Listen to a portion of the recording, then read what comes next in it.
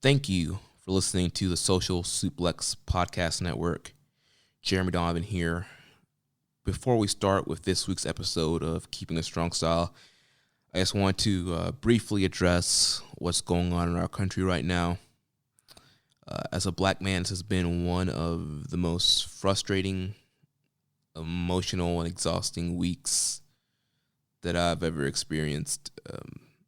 I've had a hard time collecting my thoughts and clearly articulating my feelings on everything that's going on right now, and seeing and hearing the unjust murders of Ahmaud Arbery, Breonna Taylor, and George Floyd has just been absolutely heartbreaking.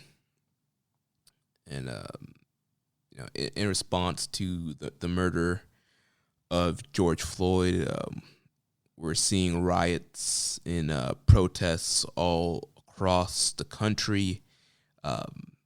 Several riots right here in our home city of Tampa, Florida. It's all just pretty surreal and pretty crazy to see all that's happening right now.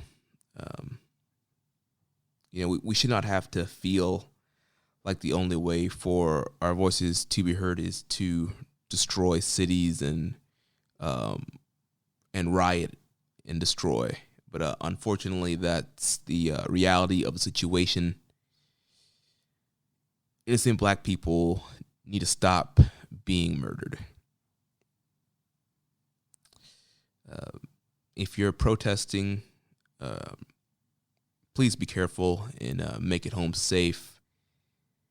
And if you're tweeting the hashtag Black Lives Matter, I hope that your words and your actions back up that tweet. So in the days to come, I will be lamenting and praying for the families and friends of Ahmaud Arbery, Breonna Taylor, and George Floyd, and praying for peace and justice for this country. This is all that I have to say right now on the situation.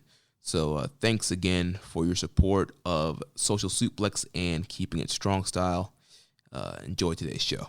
The following is brought to you by the Social Suplex Podcast Network. Hello, this is Zack Sabre Jr., New Japan Cup winner 2018. And you're listening to Keeping It Strong Style with my mates. Enjoy.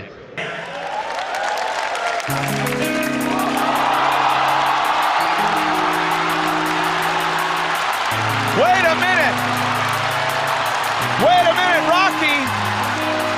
We were just about to go to intermission. Katsuyori Shibata's music just hit. The crowd on their feet. What an enormous surprise.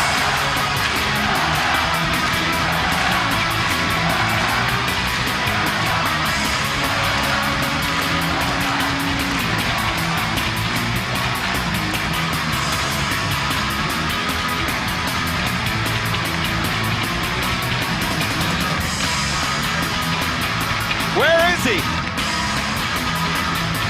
Is he going to come out? Yes! There he is! Katsuyori Shibata! For the first time in the New Japan Pro Wrestling ring!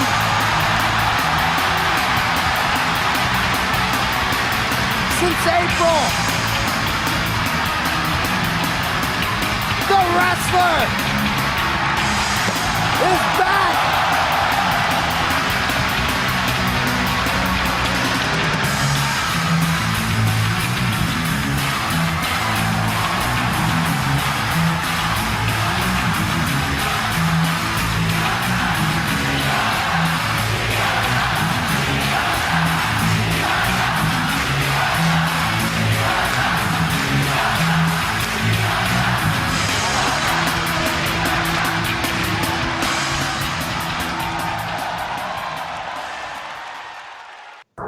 Yo, this is Rich Latta from One Nation Radio. This is brought to you by the Social Suplex Podcast Network. We present to you the ace of podcasts, keeping it strong style.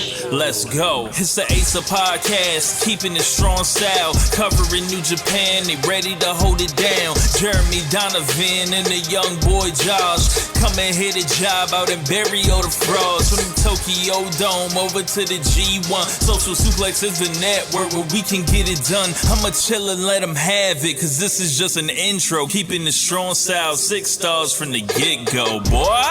Yeah, from Tampa Bay to the Tokyo Dome, this is Keeping It Strong Style with your hosts, Jeremy Donovan and the young boy Joshua Smith. And thank you for listening. Welcome to Keeping It Strong Style, the ace of podcasts on the Social Suplex Podcast Network. Jeremy Donovan here with the young boy Josh Smith and the Implications Matthew Mayer from LOP Radio. On today's show, we'll be covering all latest news, answering your questions, and discussing the NJPW career of Katsuyori Shibata. You can support our show by subscribing to the Social Suplex Podcast Network or to Keeping It Strong Style on the podcast app of your choice and leaving a rating and review. You can get all of our podcasts and columns over at socialsuplex.com. Check out our Pro Wrestling Tees store, prowrestlingtees.com/socialsuplex. That's where you can get your official Keeping It Strong Style t-shirt. If you enjoy this podcast, please consider making a one-time or monthly donation by visiting socialsuplex.com/donate and clicking on the donate button under the Keeping It Strong Style logo. This week's episode is brought to you by NJPW EXT, the only browser extension for NJPWWorld.com, with features like dark mode, improved translations and layouts, custom and shared playlists, synchronized viewing parties, and much, much, much more.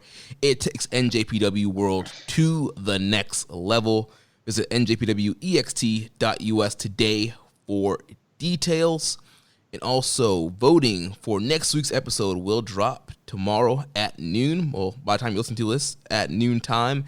And the theme of the poll is Best IC Champions. And we will have Sir Sam on from LOP.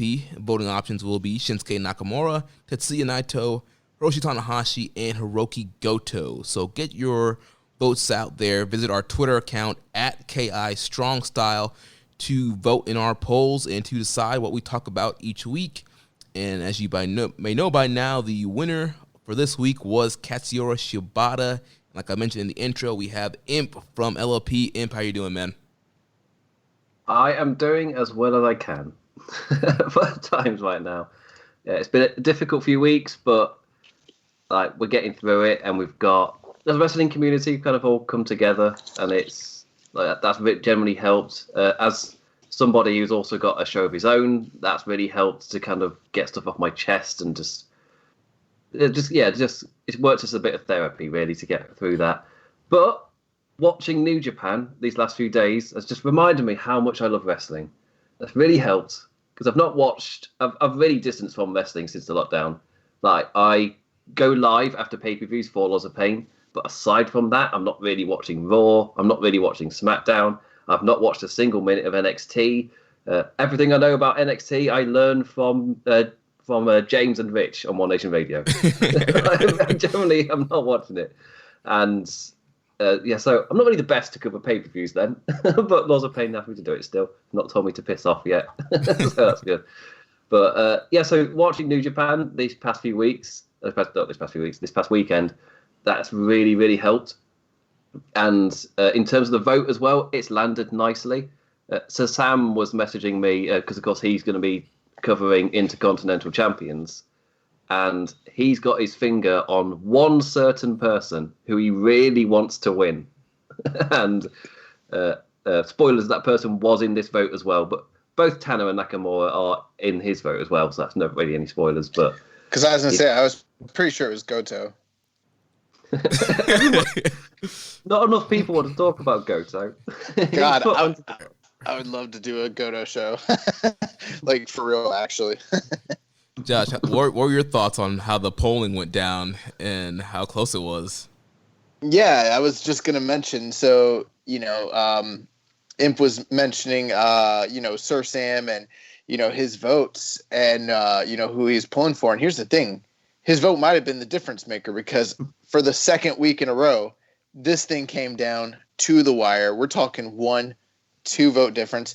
The good thing is that it's actually breaking one way or the other because I don't think we've even discussed what's going to happen when hypothetically there even is a tie, which thank God we haven't had one so far. But, if you guys are out there listening, it's the early part of the show. We are telling you again for the second week in a row, go out and vote on our Twitter timeline. It's going to be dropping literally at noontime Tuesday afternoon, and you can go on there and vote for whichever IC champion you'd like to hear. And we're going to be doing this every week until we come back, live. But it is surprising. We thank you to everybody that's voting, but like for the viewership that this podcast gets versus how many votes we get during that one day, it's kind of disproportionate. I sort of thought we'd have more votes, but I think that as this trend kind of catches on, we want more and more of you to be involved with what we're doing. So we want your voice to be heard. So when the voting drops, be sure to vote.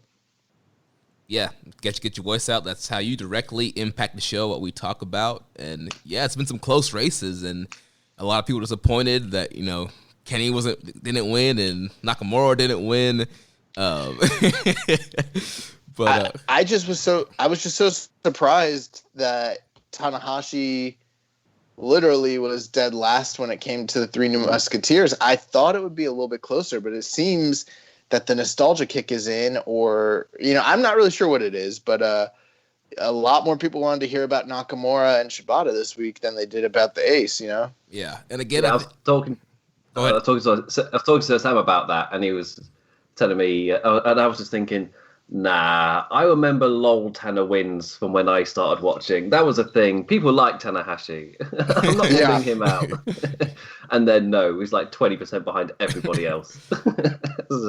I've got my own love for Tanahashi. Maybe that blinded me in this occasion. Yeah, and part of it, I think, is very similar to the Bullet Club leader situation, where if you've listened to this show for a long time, for Bullet Club leaders, we covered kind of Kenny's major heavyweight run, and if you listen to the show, we've covered Tanahashi's major run, and we covered a little bit of did we cover Nakamura at the end there when we started? Or was he gone already? He was gone already, so yeah. He's gone. Yeah, we didn't cover Nakamura at all on this show. So Nakamura and Shibata were two guys that we didn't get to talk about on this show, and so I'm sure people are kind of curious about our takes and just kind of want to hear our thoughts on those guys' careers. Well, here's the thing is, like, I think there's definitely some validity to that, but it's a little unfortunate because you think about Tanahashi's run. I mean, the guy debuted in 1999, and New Japan didn't really become super accessible to the majority of current-day fans until 2015. So you're talking like 15, 16 years of an incredible career that weren't really highlighted or, aren't talked about that much and really aren't covered. And as great as Tanahashi's been the last 5 years, a lot of people missed out on 15 of those years or 16 of them. So, yeah, that's why I was kind of hoping he might have won. But, I'm in a different boat than Imp here. He said that this reminded him of why he loved wrestling.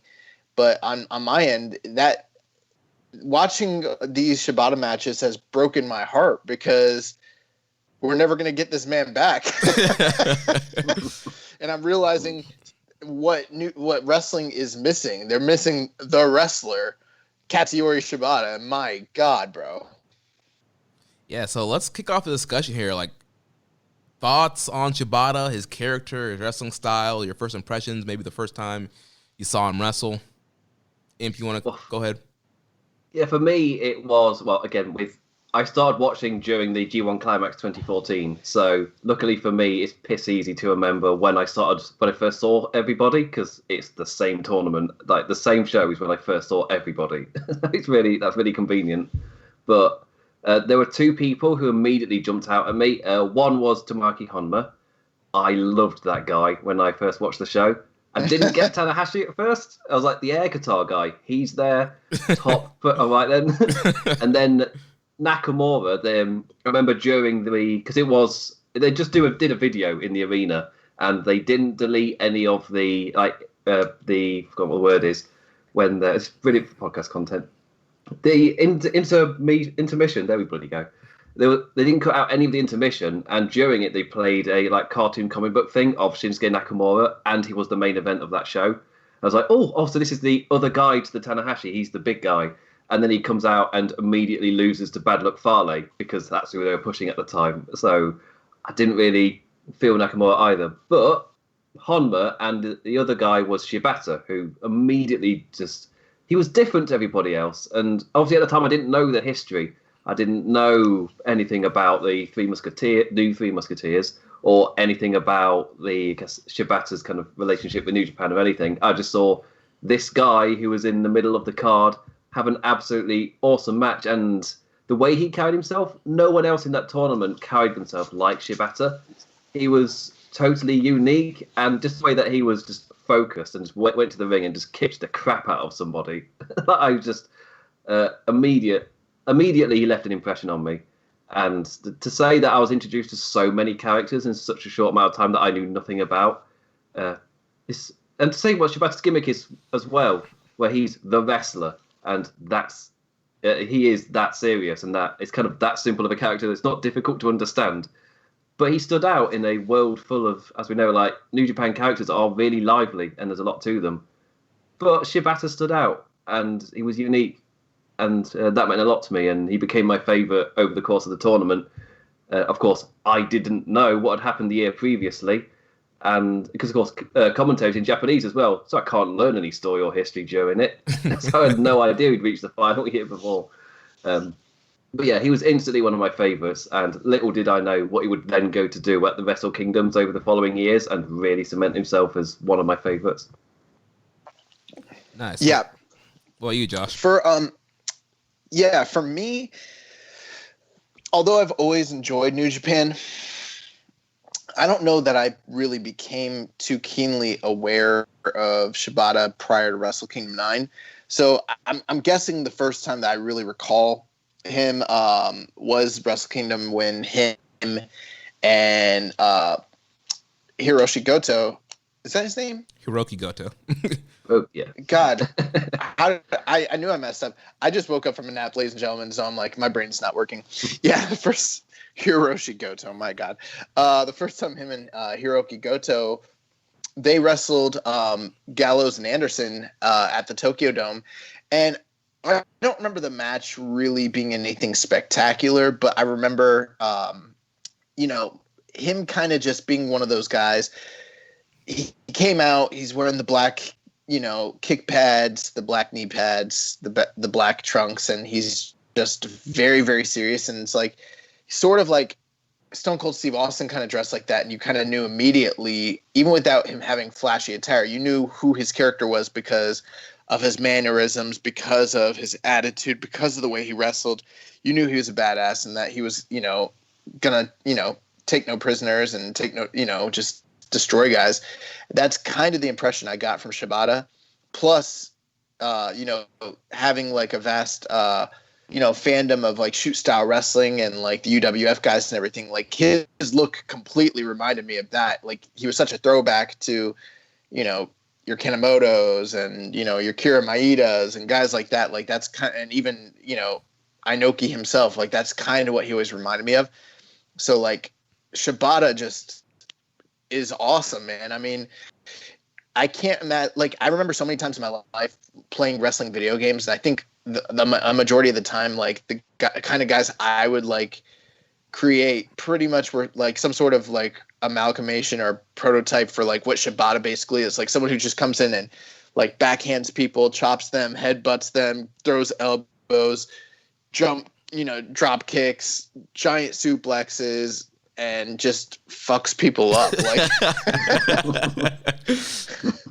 and like, yeah, this, one other thing that Shibata has always really reminded me of is, in a sense, Taz, someone who might not be the biggest person in the promotion, but like is taken more seriously than anybody else. Like he's someone that you're kind of scared of, or, you're kind of nervous because everything he does looks stiffer. Everything he does looks more realistic.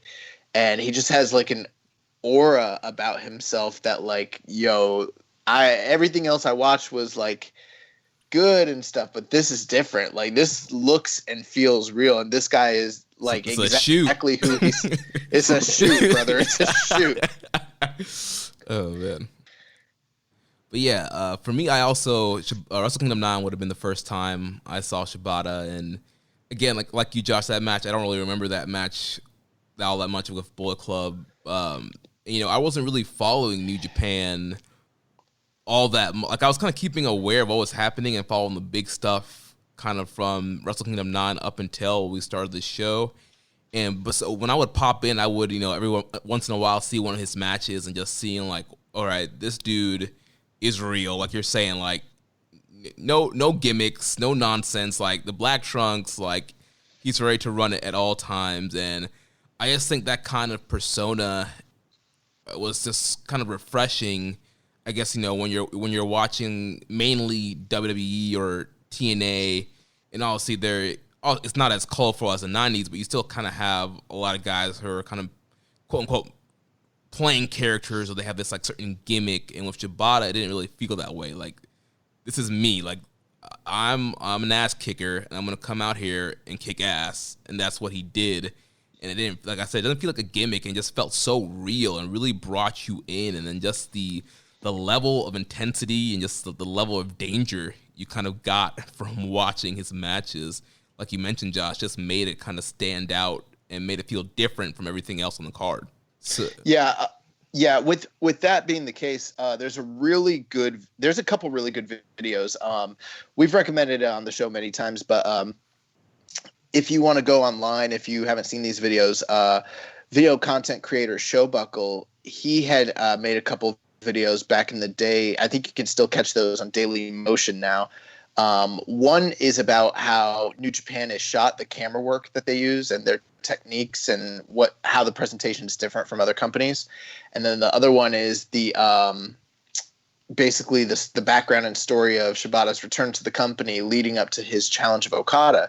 And in both of these videos, he kind of just really highlights like how visceral a performer Katsuyori Shibata was, and just little things like, him being able to play to the camera, him being able to create moments using his facials and reading an audience, and having the right kind of timing to know when to do the right thing for maximum effectiveness. And like, as we've watched the matches, you just kind of see the same thing. And it's like, oftentimes he wasn't given a main event slot in New Japan. He didn't have a ton of main event matches. He kind of had to earn his role back in the company once he did come back. But if they gave him a 15-minute never match or whatever, he was going to maximize that. And I remember people used to call Matt Riddle, when he first broke in, they said he was the king of the 15-minute match. Like, if he went over 15 minutes, it wasn't going to be great, but you keep it under 15 and this guy was going to be the best performer in the world. And Shibata was kind of like that, but to a higher degree. Like, they're like, kid, you got 15 minutes. He's like, all right, go follow this shit. And and it was nearly impossible for anyone to do it. New Japan's usually a company, you don't need a cool down match, but after a Shibata match, you kind of did need a cool down, because no one's gonna be able to keep up with his level of visceral violence. He's just one of the most violent wrestlers they ever had. It's really incredible. And speaking about the violence, I don't know about you guys, but I literally cringed with every headbutt that I watched this weekend, watching all his matches. And just the sound of his headbutts echoing out through whatever arena they would be in for each match was just, man. I rewatched. You didn't ask me to, but I watched every one of Tanahashi and Shibata's matches. I was like, I need context for this one that I've chosen. I watched all of them, and even the online matches. Oh no, I'm not that mental. I think there's even their one at I forgot what he called. One of the ones earlier in the year. That one wasn't on New Japan World, and I was like, I don't need it. Are we fine? I've got the general picture. But yeah, there's one point where he and Tanahashi are just exchanging headbutts, and it's just like, I know where this goes. And yeah, it's not the same. I can't enjoy those matches as much as I used to. Yeah, and you know what? Before the subdermal hematoma even occurred, that had always been something that I personally, I didn't have a platform, but anytime I would talk to somebody about it, I'd be like, they shouldn't do that. And it's really calmed down quite a bit since then in New Japan. But it's just one of those things that's like, there are so many things that could have potentially gone wrong that once his career-ending, injury occurred, and to be true, it probably is in large part due to the headbutts, but that's not the only contributing factor from that match that caused his injury, just to be fair. But it's definitely didn't help things. But you look back at, like, say, the Goto match that he had at Wrestle Kingdom just a few months prior to his retirement, and I think that's one of the worst, like, headbutt matches I've ever seen. Like, I remember them, like, I remember being in a group chat with people watching that live, and a friend of mine was like, this is the first time I've ever watched either of these guys. I've never seen New Japan. And I was like, well, brother, you just got baptized by headbutts, like, because it was so violent, and I couldn't believe. And then, unfortunately, even as great of a match that was, like, the Naito and Tanahashi match, as well as the Omega Okada match, kind of overshadowed it. So people didn't really talk about it. But that Goto Shibata match is easily one of the most violent matches I've ever seen in my life. And they headbutt each other. Like, there's one point where they're just hitting each other hard. Like, I don't know. It's like right up there with Nigel McGuinness and Daniel Bryan. And look how things ended for those guys, Right. Yeah, man. Some scary stuff. But with everything being said, like, God, I miss, like, New Japan is great, and but this is like this one missing piece that they don't have right now. I mean, since obviously you can't replace a performer like Katsuyori Shibata, but I mean, has anyone kind of like stepped into his placement for you guys as far as like what he brought to the table for the company since his retirement? So, because for me, he kind of filled Nagata's shoes a little bit in that kind of believability kind of level of his performances, reaching that main event level. No, I guess like the closest person who's carried on that legacy maybe Ishii, but Ishii's a completely different beast. Like, I can't think of anyone. Right, and Ishii was kind of already there.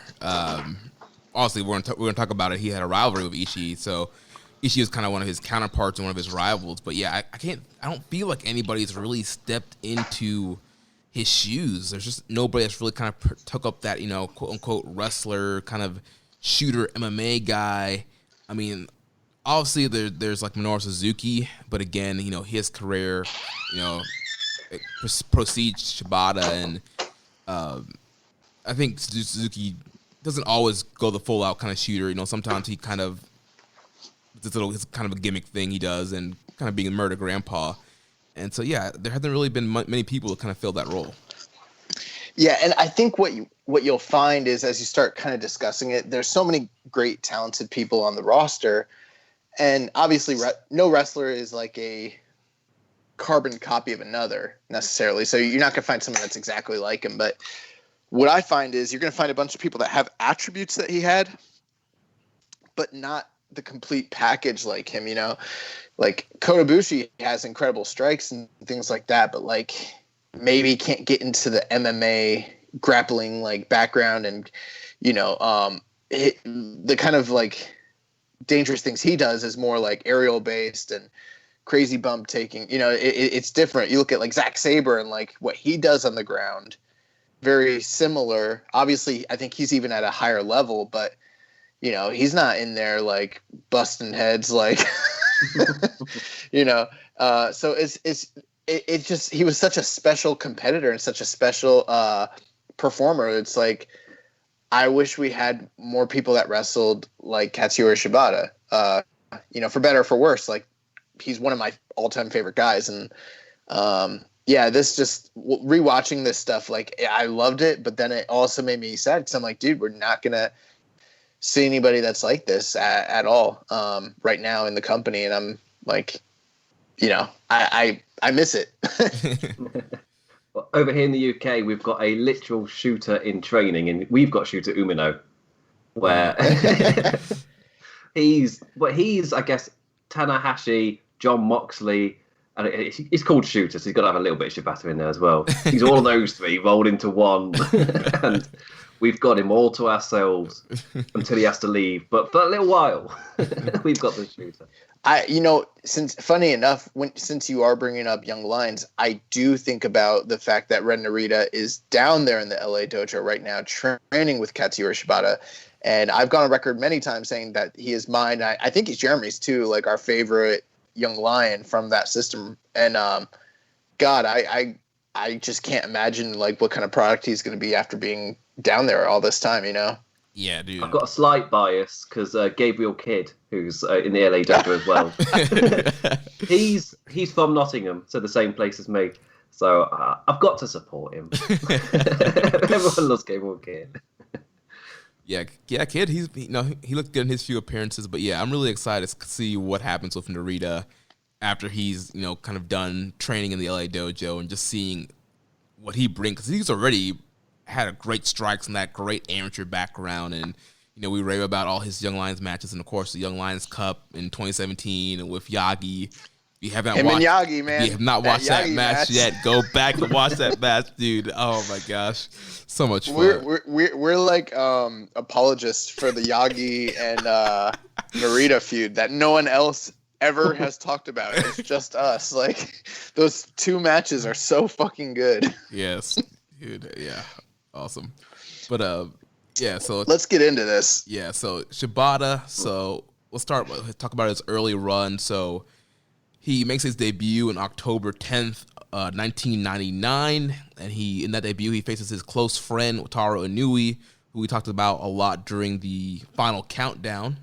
So that was his first opponent, and then kind of from there, along with Tanahashi and Nakamura coming out of the same kind of rookie class as him, these guys get dubbed as the new Three Musketeers. So how did you guys feel about that, and just how important the original Musketeers were, and the fact that people were kind of saying these guys were going to be the new Three Musketeers? Well, the originals were the pillars of New Japan for, I won't say a long time, but I guess it was that 90s decade. Like Chono would continue for a little bit longer with the NWO stuff, and a theme song I am not allowed to sing is incredible. Watching it like now, it's just like, okay, that's different culture, isn't it? Yeah, that's an interesting theme choice. It feels like a badass though. Chono just has that amazing aura, and that's probably why he was able to wrestle a bit longer, purely out of that. Just his aura was enough for a little while. But Muto and Hashimoto as well. They were the pillars of New Japan, and it's a weird mixed feeling with the new Three Musketeers, because obviously it was Inoki, like, this is the future. I'm donning these three people as the three guys who are going to carry this business forward, just like the previous three did. They're going to be the next pillars. But like off the bat, you could immediately tell that they've all got potential, and in the end, he was proven right like a decade later. But that's the point. It was a decade later. So, like, initial feelings, if you go back and watch those earlier matches, it's evident that they shouldn't be where they were at that point. It was way too early. And like with the Tanahashi Nakamura main event at the Tokyo Dome, especially, they shouldn't have main evented that show. Like, if they did, I don't know if I'm having a brain fart there, but they shouldn't have been in that position. And then you fast forward just a little bit later, and they do main event Wrestle Kingdoms, and they are like the main attractions, and it's proven Inoki was correct and Shibata was up there. If he hadn't have left, we'll get to that later, obviously, but who knows if he would have been a pillar. But it's mixed feelings, because he was right, but he rushed it. He WWE'd it. It's shot them up to the moon when they probably weren't quite ready to be there. And later they found themselves and became the megastars Inoki had correctly seen that they would be. So it's an odd one, really. They did meet their projected future. It's just there's a little bit of a bumpy road to get there. Yeah, I think that's interesting analysis. So, I mean, with Shibata, he's actually he's not the oldest of the group, but as far as his making his debut and entry into the dojo, he was in the dojo a year before Tanahashi and several years before Nakamura. The entire history where people mentioned that they were called the new Three Musketeers. It wasn't like when I think a lot of people like to say they all came in at the same time and this is the new class and here they are as a fully formed thing. That isn't exactly how it happened. In fact, I'm forgetting who it was, but there was another third wrestler that came in before Nakamura that they were originally saying, it might have even been Inoue, I can't remember, but they were saying these are the three new Musketeers. And then once he didn't kind of pan out, they're like, Nakamura's here, super rookie, new Three Musketeers. But I think the deal there was that all three of these guys were very special talents. All three of them had incredible charisma, incredible looks, could really work, and had a lot of star potential. And that's kind of what you got when Chono, Hashimoto, and Muto all first originally came along. And I think just the parallel was sort of there. So that's sort of what was the impetus. Plus, the company did their best in modern recent times when they were under those three guys. So with the company kind of floundering, not doing so hot, what better way than to come up with a marketing scheme? Kind of like you mentioned, WWE did. Vince loved to put the new on top of a tag team, the new Rockers, the new Blackjacks. These are the new Three Musketeers. The new generation. Yeah. But with Charlie Sheen and other actors from that film. One thing that's interesting, though, Shibata, his father's name is, God, I forget his dad's name. God, I forget it. His dad actually was a longtime performer. He performed for the JWA, and then also he was a mid-card act in New Japan, and then eventually a referee. He refereed for New Japan for years and years and years. Katsuhisa. So Katsuhisa Shibata. So, the difference with Katsuyori Shibata and the other guys was like he grew up around the business. Like he was there. He's a second generation guy. Like he was there from the time he was a little kid, and this is all he wanted to do. And last point, speaking to what Imp said, compared to Tanahashi and Nakamura, I think that he was the most fully formed guy of the three who was given also the least amount of opportunity. Not to say that they didn't push him or not to say that they didn't give him pushes and things like that. But when you look at what they did, they built an entire title for Tanahashi. They built a whole division around him. They kept him a star for a long time and gave him top title runs and pay-per-view headlines, things like that.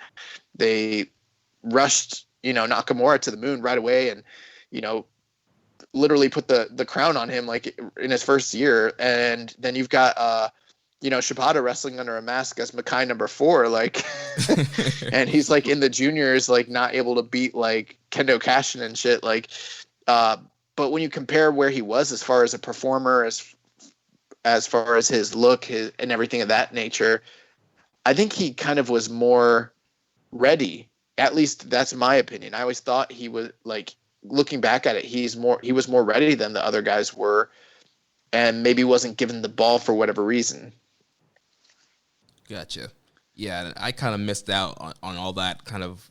I know you, Josh, too, were kind of paying a little bit more attention back then, and just as Shibata was kind of coming up, and also a better understanding of the Three Musketeers and what that kind of means. But yeah, it's very interesting that that these three guys were kind of had that thrusted on them. And it was kind of a really big shoes for them to fill. But it's very interesting to seeing how all three of their careers ended up and all the great things that all three of them eventually would do. So in 2000, Shibata takes place in the Young Lions Cup. And again, kind of you were mentioning Josh's positioning here. In this Young Lions Cup, he finishes third place with 6 points. But in the tournament, he was involved in a very serious incident with, I'm going to probably butcher this name, Masakazu Fukuda. Is that how you say that name? Masakazu Fukuda. Yeah, an injury caused by an elbow drop during the match. And Fukuda was put in a coma and died 4 days later. Josh, do you know anything about that incident or heard about that incident? Yeah, it happened. It's not really talked about much. You don't hear very much about it. I've never seen the match, and I don't know if it was due to negligence or if it's just a freak accident, because sometimes things happen, But I do know about it, yeah.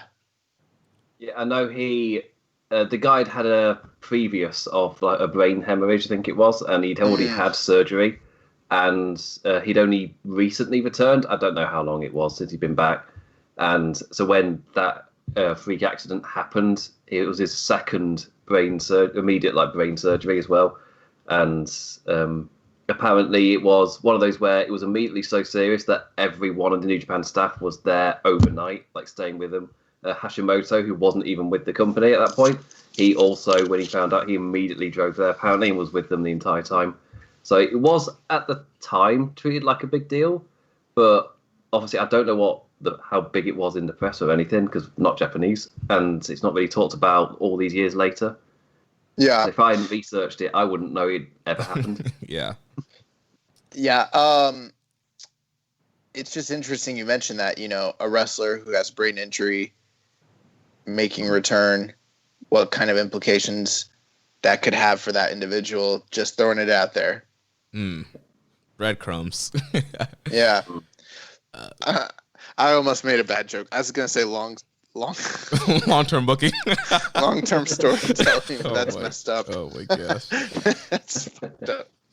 So moving on from that incident, Shibata continues to work his way up the junior ranks, and he challenges the IWGP Junior Champion at the time, Kendo Kashin, in October 28th, 2001, but he lost. He would then team up with Wataru Inui to challenge for the IWGP Junior Tag titles on 2 occasions, but both times losing to Jado and Gato, who were the champions at the time. Then going to 2003, Shibata would graduate from the heavyweight division and join the Makai Club, wrestling as himself in Makai number 4. So can you guys explain what the Makai Club is and why he was wrestling also as Makai number 4? Yeah, so the Makai Club was sort of like a group of wrestlers that wanted to make a return to true Inokiist strong style, and there were some wrestlers that were given opportunities to join the club and wrestle under masks in kind of nameless positions, so it was sort of like nameless goons. Does that sound familiar, like any other promotions you might know of? Ultimately, though, he was able to drop the Makai 4 sort of thing. And actually, if I remember correctly, it's been a long time. I think he was kind of wrestling as Shibata and as Makai number 4. Yeah, he was wrestling as both, yeah. Yeah, so I think it was sort of they didn't, I don't know if he did double duty on some shows or whatever, but yeah, and he's not the only guy that did that, but he's one of them. But yeah, the one thing I do remember is that him and Murakami were in that group together, and at Blue Crush 2, Murakami had this ongoing thing where he was doing a challenge where he would do an open challenge. Anybody who could come whoop his ass, he would pay them a certain amount, and the bounty got bigger every time. And at Blue Crush 2 in the Tokyo Dome, even though Shibata was in the group, he decided to cash in. And he was nowhere near the level of Murakami as far as the booking at the time. It's late 2003. And he tries to come in, and Murakami beats his ass before the match starts and literally busts him open. Shibata blades and is just a bloody mess. And then he gets in the ring, the match starts, and he jumps Murakami, just throwing strikes, but Murakami quickly takes over. And it's one of the most vicious beatings in New Japan history. It's kind of shocking to see Shibata get beat so bad. Matches 3 or 4 minutes long. And yeah, he shouldn't have fucked with Murakami that night.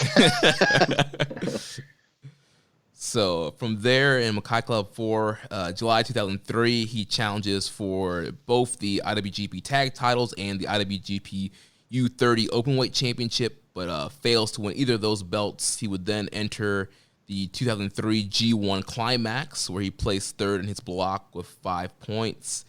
The following year, in July 19th of 2004, he would receive his first ever shot at the IWGP Heavyweight Championship against Fujita, which he lost by knockout. Yeah, and that'd be his last title shot for 13 years. It's crazy. This match is really good, though. Like, I don't know. It depends on. I wouldn't say it's like a great classical wrestling match, but in terms of entertaining, hard hitting, like Inokiist era New Japan stuff, I like this match a lot. I like Kazuchika Fujita. Not everybody does, but like, I like guys that just like do faux MMA and like beat the shit out of each other, and that's kind of like what him and Shibata did, and it's kind of cool. I feel like Fujita gets a little bit thrown under the Inoki bus a little bit, because he was one of those guys who was actually pretty good. But I didn't mind him either. It doesn't help that, if I remember it rightly, is he mixed up in the Brock Lesnar era as well?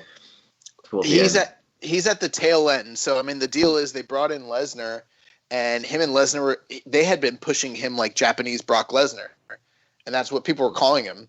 So when Lesnar came over, it was this big dream match, but Fujita wouldn't drop the belt to him, so that's why they did the triple threat match with Chono and had Chono do the job to Lesnar, and they were supposed to build to a Fujita Lesnar match, and Fujita left the company, and for business reasons, it didn't end up working out. And Fujita, like, I think he probably did make some other appearances, but as a regular performer and being in the title mix, that was pretty much it for him. So when Lesnar came, he kind of left.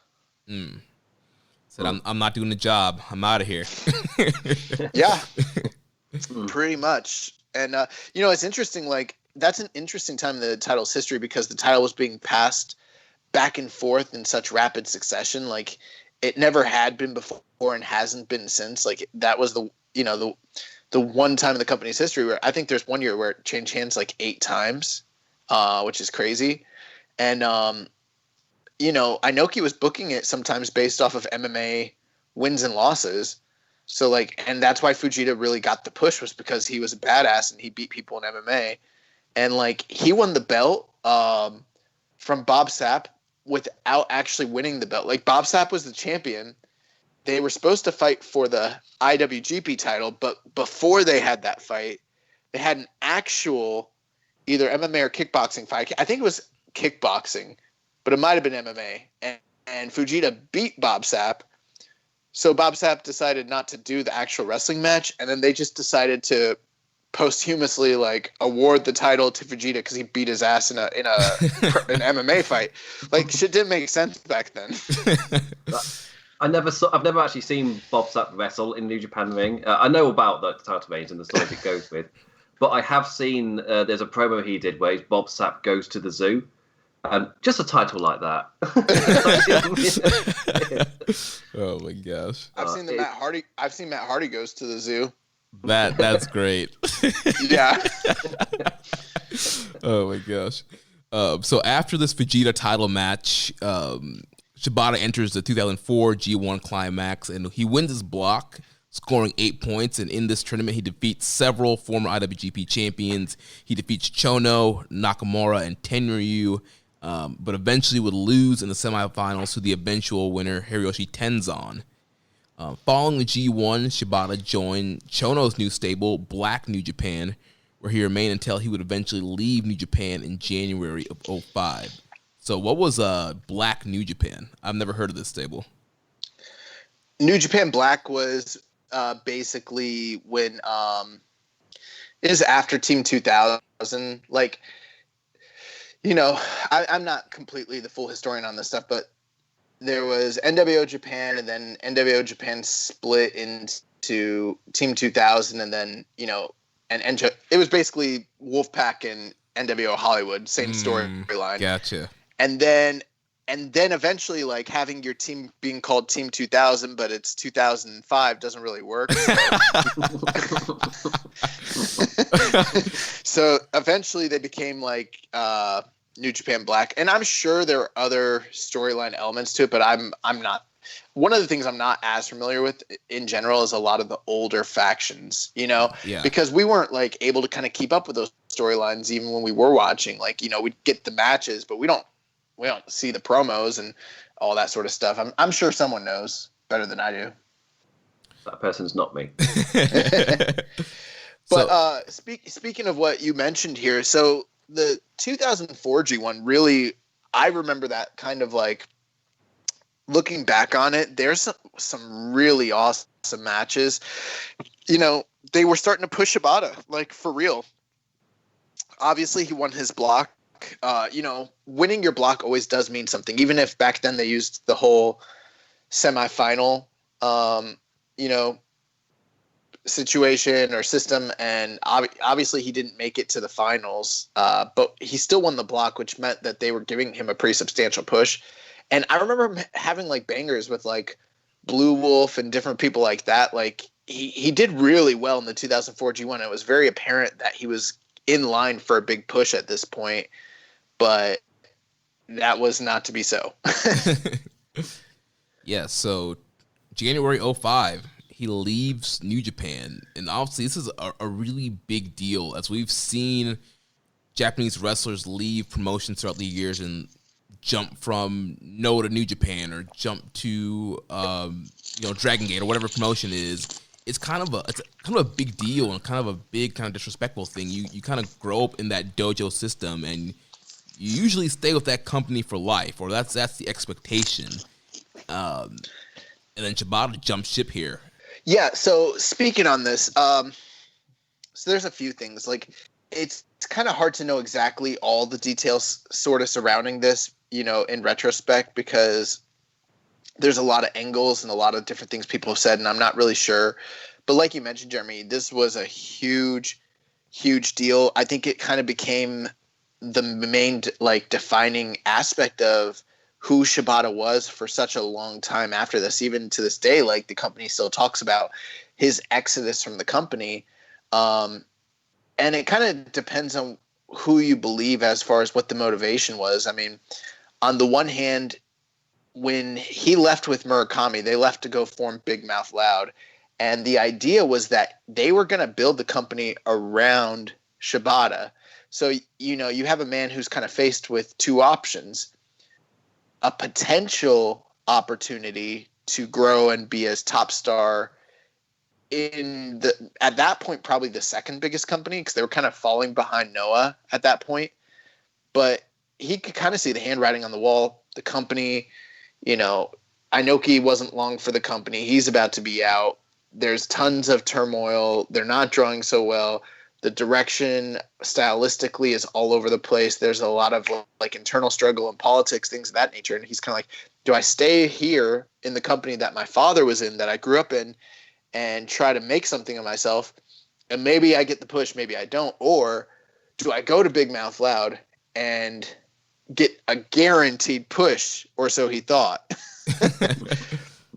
What really ended up happening is that he went to Big Mouth. And here's another thing too, was things were changing stylistically, and one of the few guys who served to benefit from Inokiism was Shibata, because of his style and because he was a talented shooter and fighter. He's one of the few guys that would have thrived under it had the timing been a little bit different. But they were starting to go away from that in 2005, and he actually didn't like it.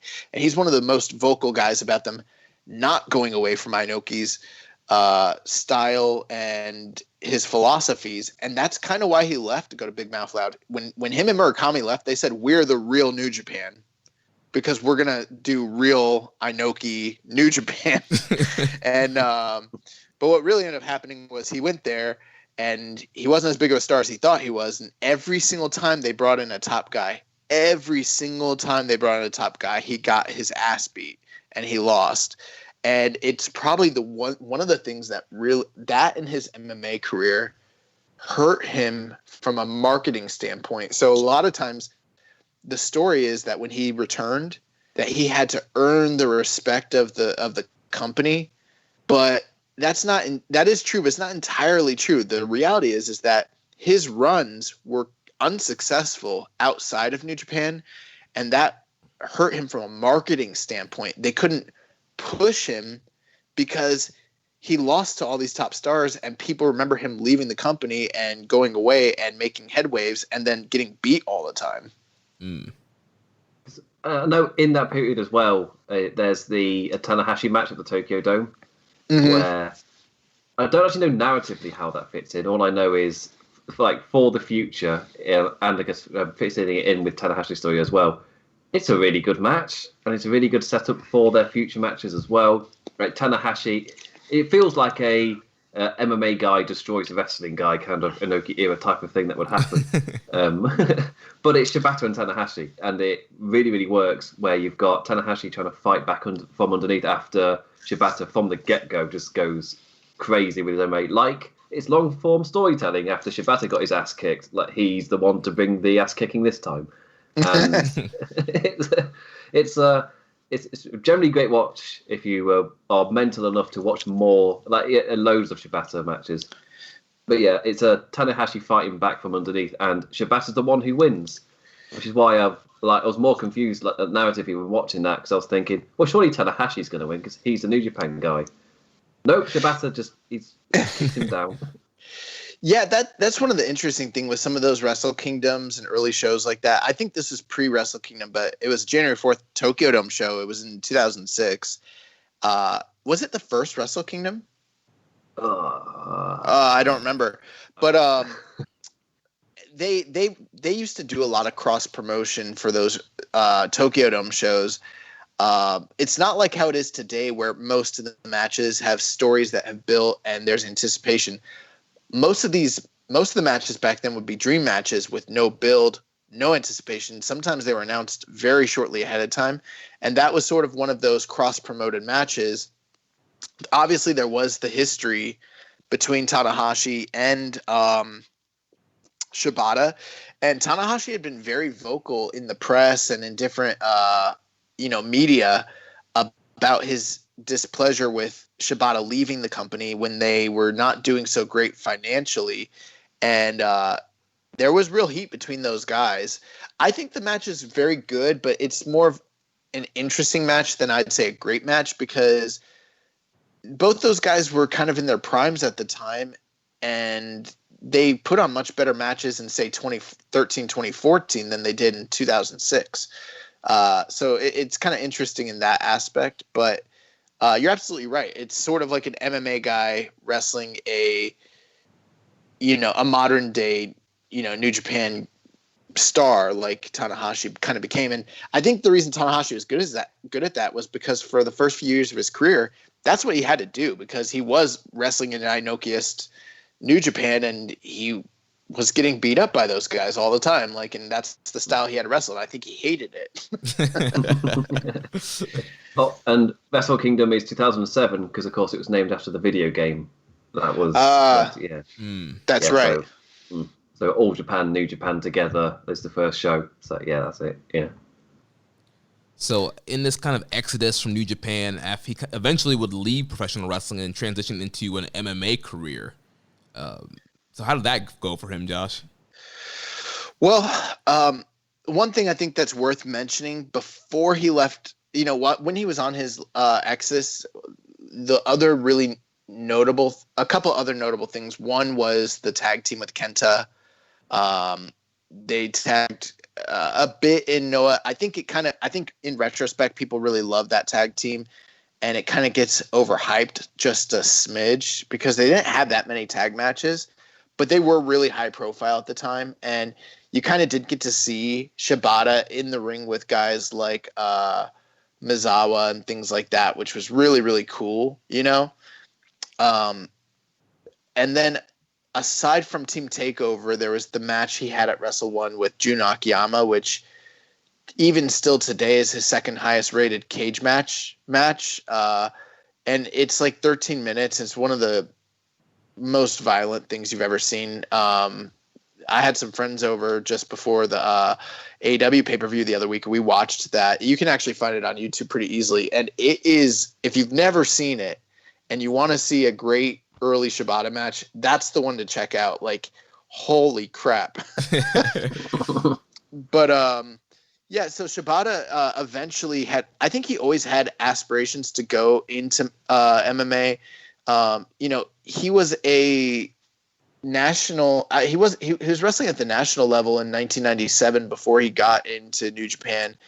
And not only that, but he had quite a bit of actual shoot style training, he trained with Masakatsu Funaki, who was the co-founder of Pancrase, along with God, why do I forget names? With Minoru Suzuki, and he also had trained alongside Kazushi Sakuraba, who I would venture a lot of people would say those are two of the all-time greatest Japanese MMA fighters. So I know in 2004 and in 2003 he had a couple shoot fights with New Japan. One was a kickboxing fight that he lost, and then the other one was a fight in Jungle Fight that he won. And that's kind of part of the reason why he was getting the push in 2004, by the way, was because if you could win an MMA fight in Inokiist New Japan, you were going to get a push. But after that, he signed a deal with Heroes, K1 Heroes. So K1 was like the largest kickboxing company in the world, and they branched out into MMA and formed a company to compete with Pride Fighting called K1 Heroes. And so he signed with them in 2007. He had his first fight. He won it by TKO. He knocked out Yoshihisa Yamamoto, who is a pretty famous fighter. He's like a journeyman fighter. He didn't win a lot of fights. That guy also was a pro wrestler. He started with Fighting Network rings under Akira Maeda. I think he's the only person who could say he's fought both Akira Maeda and Katsuyori Shibata. But also Yoshihisa Yamamoto fought Mark Kerr one time, and he beat Mark Kerr because Mark Kerr knocked himself out doing a double leg takedown. He hit the ground and didn't get up. Wow. But after that, he just sucked. He fought Helic Gracie and he got submitted. He fought Kazushi Sakuraba. He got submitted. He fought Jason Miller. He got knocked out. He fought Yoshihiro Akiyama. He got choked out. One famous fight in 2008 at the Dynamite event, which was the year-end big event. He fought Hayato Max Sakurai, and when the fight started, he ran at Sakurai the way that he's done in some of his pro wrestling matches, like the ones with Ishii and Goto. He literally ran at Sakurai and threw a flying drop kick and dropped him and almost knocked Sakurai out, but Sakurai got up and knocked him out. His one really big win, he beat Ikuhisa Minoa, who also is known as Minoa Man, who's also a pro wrestler. He's actually Tiger Mask 5. A lot of people are always wondering, when Tiger Mask 5 is going to happen. They don't realize he already exists, and that's Minoa Man, even though he doesn't really wrestle very much anymore. But he beat Minoa at Dream 8. So he left K1 and joined a company called Dream, which was kind of like the follow-up to Pride. And he beat him in 2009. But after that, he had one more win, and then he went on another 5-fight losing streak. So when he ended his career in 2011, by the time he left, he was fighting in small companies like Deep and K1. Deep's a kind of your indie level version of MMA. They're sort of an underground company. And yeah, he ended his career with 4 wins, 11 losses, and 1 draw. So it's not really the most sterling record, honestly. And it's kind of surprising it took, 5 years for him to realize that maybe MMA wasn't for him. Yeah. Maybe I should go back to pro wrestling. So then eventually he would come back to New Japan. So August 12th, 2012, he would come back to New Japan with Sakuraba, and those guys would form a tag team. And then on September 23rd of that Laughter 7. Yeah, Laughter 7. September 23rd, they defeated Hiromu Takahashi and Wataru Inui in a tag match. And then from there, that's when they started being called Laughter 7, and they would go on to win at the next 2 big events at King of Pro Wrestling and Power Struggle. Both times they defeated Togi Makabe and Wataru Inui. And so here's where the rivalry between Shibata and Togi Makabe started, which led to their big grudge match at Wrestle Kingdom 7, January 4th, 2013, where Togi Makabe would get the win there. Any thoughts on the rivalry with Makabe and Shibata? I do remember the Shibata tag team. I don't really honestly remember much about the Togi Makabe feud or even the Wataru Inui. Obviously, it makes all the sense in the world because him and Wataru Inui were like best friends. So it kind of makes sense for him to kind of face off against one of his, former friends / rivals from their Young Lion days and everything of that nature. And they even tag teamed together when they were both juniors. They tagged quite a bit together, so kind of made sense. But I don't know. I have a feeling that the Wrestle Kingdom match with Togi Makabe probably isn't that great because I've never heard a recommendation or anything for it. I can look it up, but I mean, what do you guys think? That match was the moment that I realised with Makabe because he's got his dubbed theme, but at that Wrestle Kingdom they didn't dub it, and he properly came out, and it was like, oh shit, this guy's a badass. With that theme, like suddenly it's like, I hate to bring him up, but it's like Hogan when he came out to Eye of the Tiger. It's like, oh, I suddenly get it, as in just. Suddenly the whole package suddenly makes sense when you watch what it originally was, and it's like, oh, I get it now.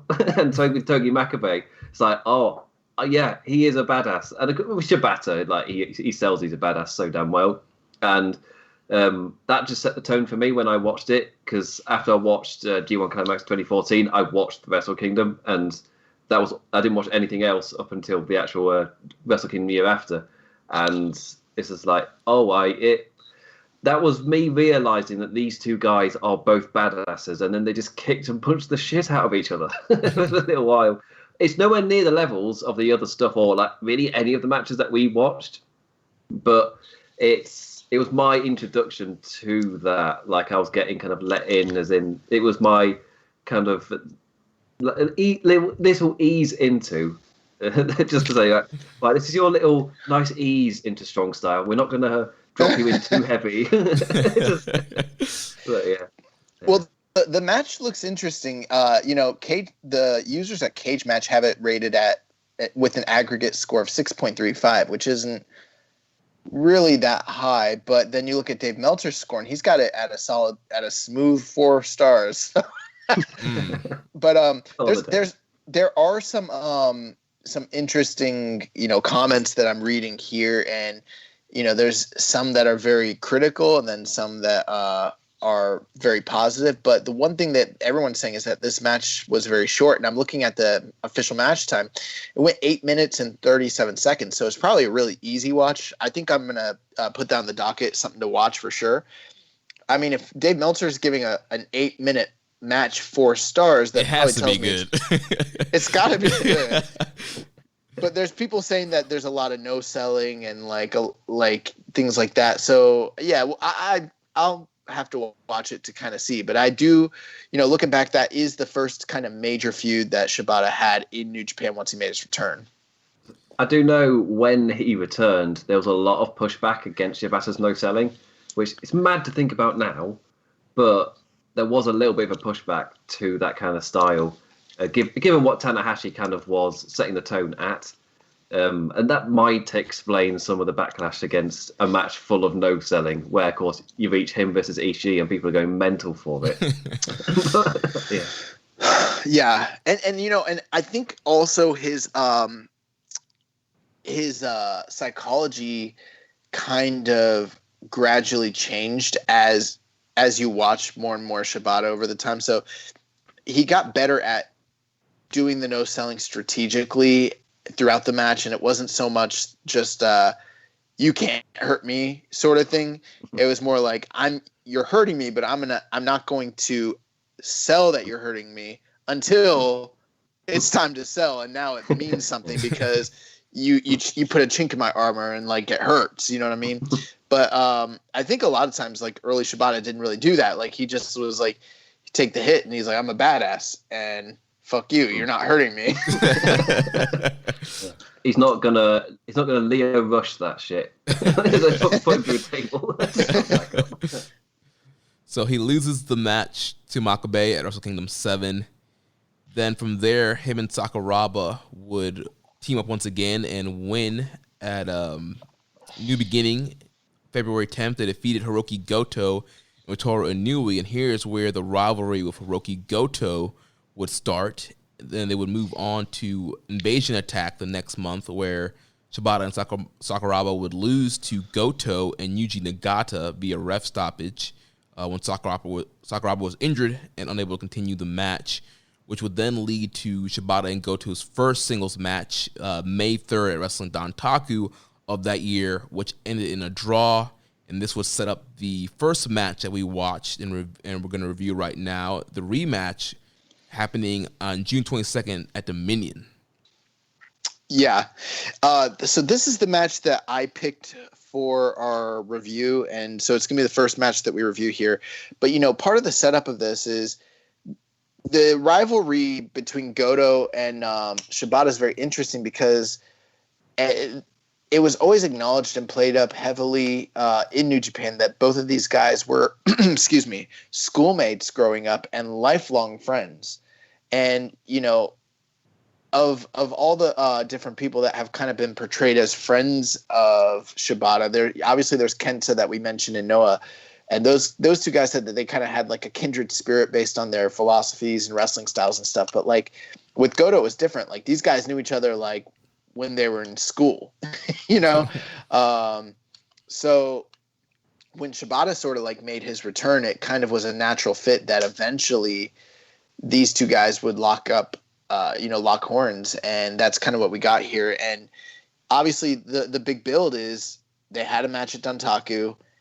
It went to a draw, so inconclusive. And not only that, the match wasn't really that great. Like, it's kind of good, but I remember watching it just thinking a lot of things kind of just didn't click for whatever reason. So I don't know how anticipated this rematch was, but let's get into it. So we're at Dominion in 2013, and it's also kind of shocking because we are not at Osaka-jo Hall. Yeah.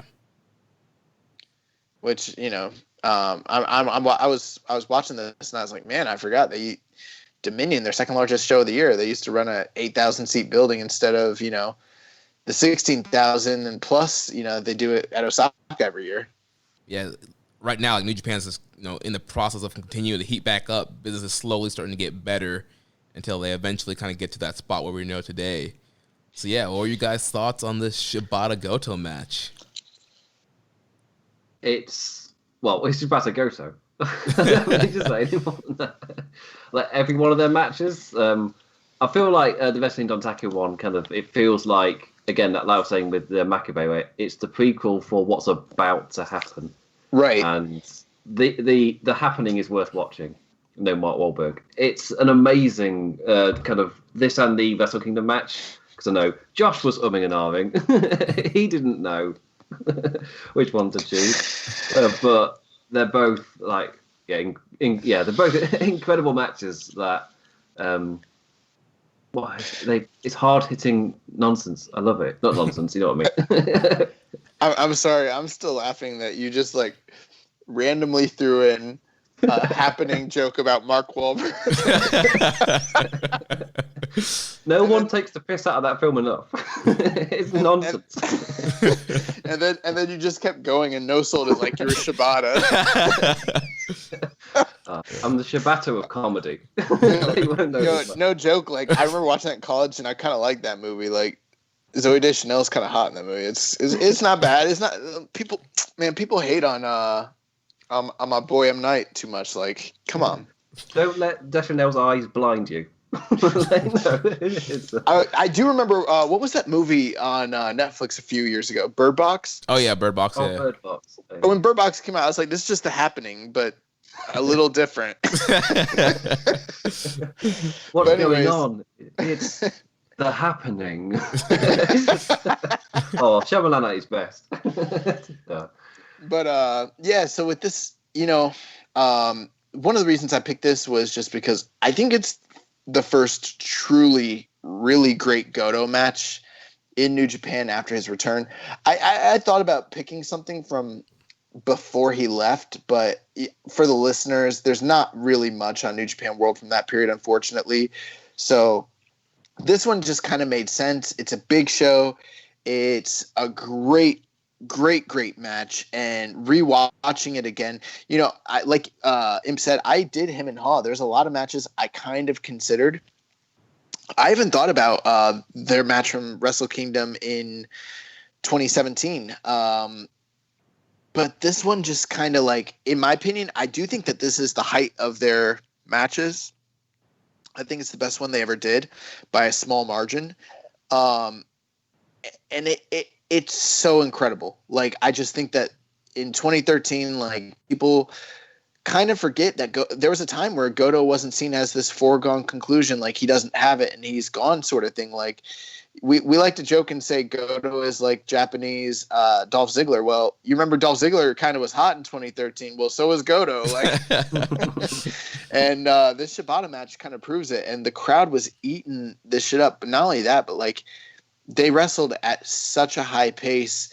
The match is not long. I don't know. I think it's 12, 13 minutes. But my God, the violence that's on display here. I think all three of us picked really good matches. We're going to get to yours, obviously. But we all picked very different stylistic displays of who Shibata was. And when you want to talk about what a lot of people remember Shibata for, the Ishii, the wars, the Nagata wars, the Ishii wars, the Hama war. Well, the Goto wars fit right into this. And this is right up there with any of those. And like, I'm glad that we had such a diverse range. This match blew me away, rewatching it again after all these years. What were your thoughts, Jeremy? Yeah, so this was the first time I watched this match, and I absolutely loved it. This is what I'm all for, your standard kind of filling each other out and lock up kind of matches. Those matches are good, but I love me a match where right from the bell, they're going at it, and that's what happened here. The bell rang, Goto hits him with a big lariat right from the start, and they're just going at it from there, with the forearm strikes, and then obviously throughout the match, there's a bunch of no-selling, lots of, suplex combos and forearm strikes, slap exchanges, and it's just great. It's your never strong style match. These guys are going out there and just brutalizing each other, dropping each other on their heads, slapping each other, kicking each other. And like you mentioned, it's a very high pace. The match, it's like 12 minutes, very easy watch. And yeah, the crowd was so hot for it. Every strike, every big move, the crowd was popping. I mean, these guys had the crowd in the palm of their hands. And yeah, this was a fun one. I really enjoyed this match. And there's so many influences on the style that Shibata brings to the ring, but one, and I don't think it's a direct influence, but it's something that it's definitely there. Back in the 80s when Riki Choshu was coming to prominence, people were really critical about his quote unquote high spurt wrestling because they said he wrestled too quick, he was killing the business.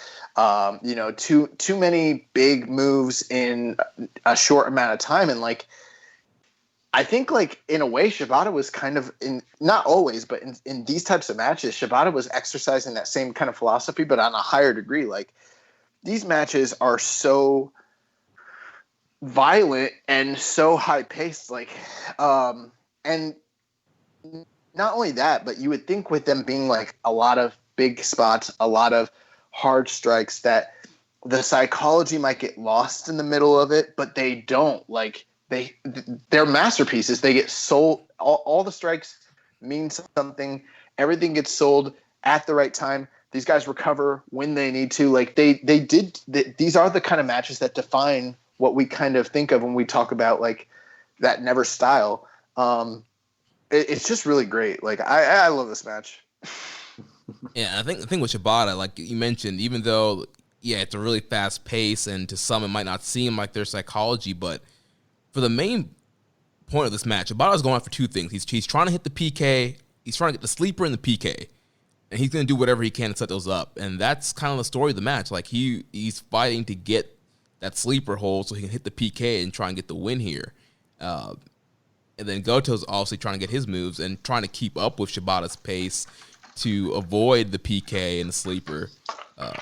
So yeah, really loved that about this match. One thing I loved was when they both go down. There was actually two moments in the match. One when they're on the outside, it goes near to a count out, and then another they're on the inside of the ring, and they Red Shoes gets very close to counting them both out for a 10 count, which would be a double knockout. And obviously the match previous to this ended in a draw. So when that happens, the crowd is so like loud and boisterous. And so that storytelling where they're building off of the events of the previous match, you kind of see how that's here. And when they get up, like the crowd is just so overjoyed that these guys are going to keep beating the crap out of each other. It's great. And for me, this was the first match at that one we picked that I watched. And when they were doing that count out, and it's just the referee just doing the normal Japanese count of 16, 17, 18, 19. Dude, I love that. I was just sat there like, oh, I'm home. Oh man, yeah, I love when the announcer, like that high pitcher, starts coming in. 18. That's great. And here we had another one of those nasty headbutts I was talking about earlier on, where he just cracked Goto with a headbutt, and you just heard that thing just echo throughout the building. I jumped. It was just like, oh gosh, when that happened, man. I think about like when Brett used to not want to wrestle Rick because Rick did chops, and he's like, bro, it's not a shoot. You don't have to actually hit me. Like, can you imagine like what Bret Hart thinks about like Katsuyori Shibata? Like the moment he sees him actually, why are you really headbutting people? Why can't you do the Andre the Giant, put your hand on their head, rear back, and like it's not that serious, bro. 4 out of 10. There's one thing I would change about Shibata. I would take away the headbutts. Like I don't understand why they have to be shoot headbutts. Right. You've just reminded me of the Minoru Suzuki Orange Cassidy match. That's no longer going to happen. What I want to know is like when they're talking the match out, like does Shibata say, "Hey, I'm gonna crack you," or is it is this shoot? Is it a surprise? Like in the middle of the match, it's like crack. Like I think he says this. I think he's like, all right, okay, we're about to get some color. I don't see a blade. Where's the blade? I don't see a blade. He's like, my head's the blade. Oh man. But ultimately, freaking Shibata hits the PK. He locks in the sleeper, hits the PK, gets the win. Dave Meltzer gave this match 4 3/4. I mean, what were your guys' final opinions as we move on? I said it at the start. It's Goto Shibata. I don't need to hype it up anymore. If you know anything about it. I guess Star Wars. It's weird. These are the kind of matches where I don't feel like just putting a star rating on it properly sums up my feelings about it. Just because I enjoy this style so much that I can't unbiasedly kind of give it a proper rating. Because this is the style that really got me hooked on New Japan. That it generally settled it. Like this is my number one promotion. Just watching these kinds of matches. So watch it. Watch it.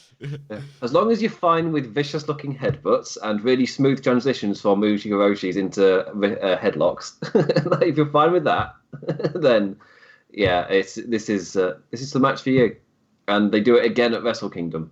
And it's really close which one I prefer the most. I'm somebody where the spectacle and atmosphere really adds something, and the crowd in this one are loud enough where it's really difficult for me to decide between this one and the Tokyo Dome. The crowd are so into it. Yeah, it's like splitting hairs at that point. I agree with you 100%, and it's totally your tastes. But you could ask me any day of the week, and I could give you either answer, and they're pretty much, I mean, if you wanted to say they're equal, they're literally, I can't think of two matches that are as equal as these two matches. Like, they're just both really great. If anyone's done it, it's Shibata again with Ishii. Yeah.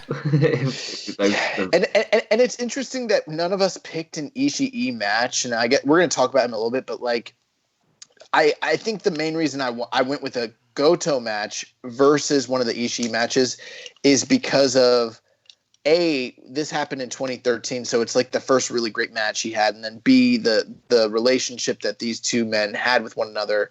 Whereas the Ishii matches actually probably do peak higher than the Goto matches. Although I don't know, I really love these Goto matches. I think they're a little underrated in that respect because it's Goto. But yeah, man, I mean, they're so good. Yeah, love this match. I gave it a rating of 4.5 stars. Really, really awesome match. Definitely go out of your way. Watch this match. It's only like 12, 13 minutes. Balls to the wall. These guys just throwing bows, headbutts, everything at each other. Everything but the kitchen sink. Yeah. So, yeah. Yeah, and you know what? They say you shouldn't rate things posthumously, but what else can we do but rate it posthumously? I went 4.5 as well. And looking at Cage Match, they're at 9.05. So we are accurate star raters, Jeremy. Yes. So following, and Dave gave it 4 3/4. So if they'd given it 5 more minutes, this guy would have gone the full 5. he might have gone 6. if it had happened in the Tokyo Dome, who knows? So after this match, these guys would have a third matchup this year where they faced off on July 20th. That match ended in a draw. Then from there, Shibata would go to the 2013 G1 Climax, where he had a record of 5 wins and 4 losses, with a loss against Hiroshi Tanahashi on the final day, which cost him a spot in the finals. And I think here is kind of where that rivalry with Tanahashi is kind of reignited between these two guys. And yeah. We would see that, we'll get to it in a second, the match that Imp picked. But obviously, and you mentioned it too earlier, Josh, with just Tanahashi's comments in the news, and just it's well known that Tanahashi was not happy with Shibata leaving, and obviously Tanahashi became the star that saved New Japan and took them out of the dark ages and helped catapult the company to where it is today. And I think that's the name of his book. I think the name of his book is Tanahashi, the star who saved New Japan, took him out of the dark ages, and catapulted them to the star. And so, yeah, he pretty much did that. He was the main star out of that Three Musketeer group. Obviously, Nakamura was a star as well, but Tanahashi just really helped elevate the promotion. And now Shibata is just kind of waltzing back into the promotion after Tanahashi had kind of did the heavy lifting here. And so that would play into their rivalry going forward. That's how I feel like when we're having guests over and I do all the cleaning and then you show up and everything's already done. And you're like, I'm gonna take my full laundry into the room. Like, oh, you wanna clean up now after I already did everything? Like, come on. And how many times has that happened? No, I'm just playing. That never happens. So then moving on from G1, we jump forward to 2014. So Tokyo Dome this year, he's facing Hiroki Goto again, and we talked about this match and how, yeah, it's pretty much like on the same level. And Goto was returning from an injury here. He was sidelined for the past 5 months, and this matchup here would kind of culminate the rivalry at this point between Shibata and Goto and lead to them forming a tag team. But like we mentioned, that Wrestle Kingdom 8 match, it's another banger between these guys, another recommended watch. Go out of your way to watch this one as well. So from here, after that match, they form the tag team, and they enter the IWGP tag team picture, and they defeat the current champ at the time of Doc Gallows and Carl Anderson in a non-title match at the 42nd anniversary on March 6th. And even though he was kind of a tag team at the moment, Shibata was starting to express interest in challenging for the IWGP Heavyweight Championship, which was held by Okada at the time, but Okada told him he had to earn his title shot in the New Japan Cup. So Shibata said that he was bringing back his old finishing move, the Octopus Hold, to help him win the New Japan Cup, but he would lose in the second round to Shelton X Benjamin on March 22nd. And then after the New Japan Cup, he would kind of resume the tag team with Goto and the chase for the tag team titles. So we have Invasion Attack 2014, him and Goto, where we finally get their title shot from beating Bullet Club at the anniversary show but they ended up losing to Gallows and Anderson here. And then from there, we move on to G1 Climax of that year, July 21st to August 8th. He finishes fourth in his block for a record of 6 wins and 4 losses. And during the tournament final on August 10th, Shibata and Goto, even though they're a team now, they would end up facing each other again in this tournament, and Shibata would be victorious here. And after that G1, we see the rivalry once again kind of pick back up with Tanahashi, which leads to the match that Imp picked from Destruction in Kobe, Shibata versus Tanahashi.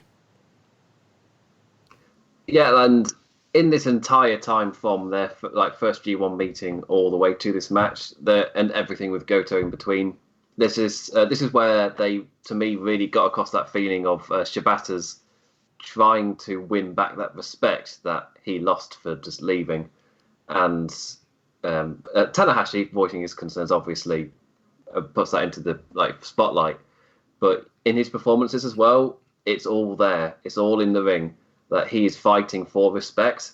And his match against Tanahashi at last year's G1 Climax, you really feel it.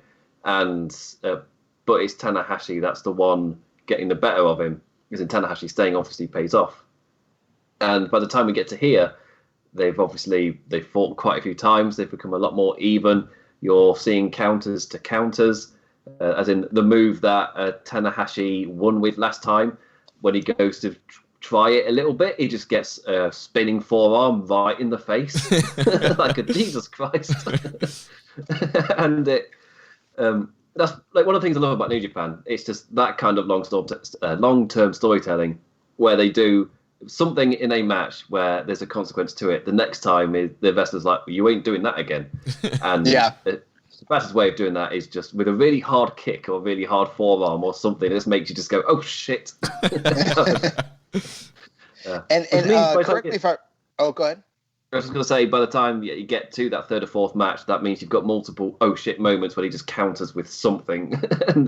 Whilst Tanner's is a lot more flashy and stylish. Shibata's is no nonsense punch to the face kind of stuff. And correct me if I'm wrong. I believe Shibata had actually beaten Tanahashi in that year's G1. Is that correct?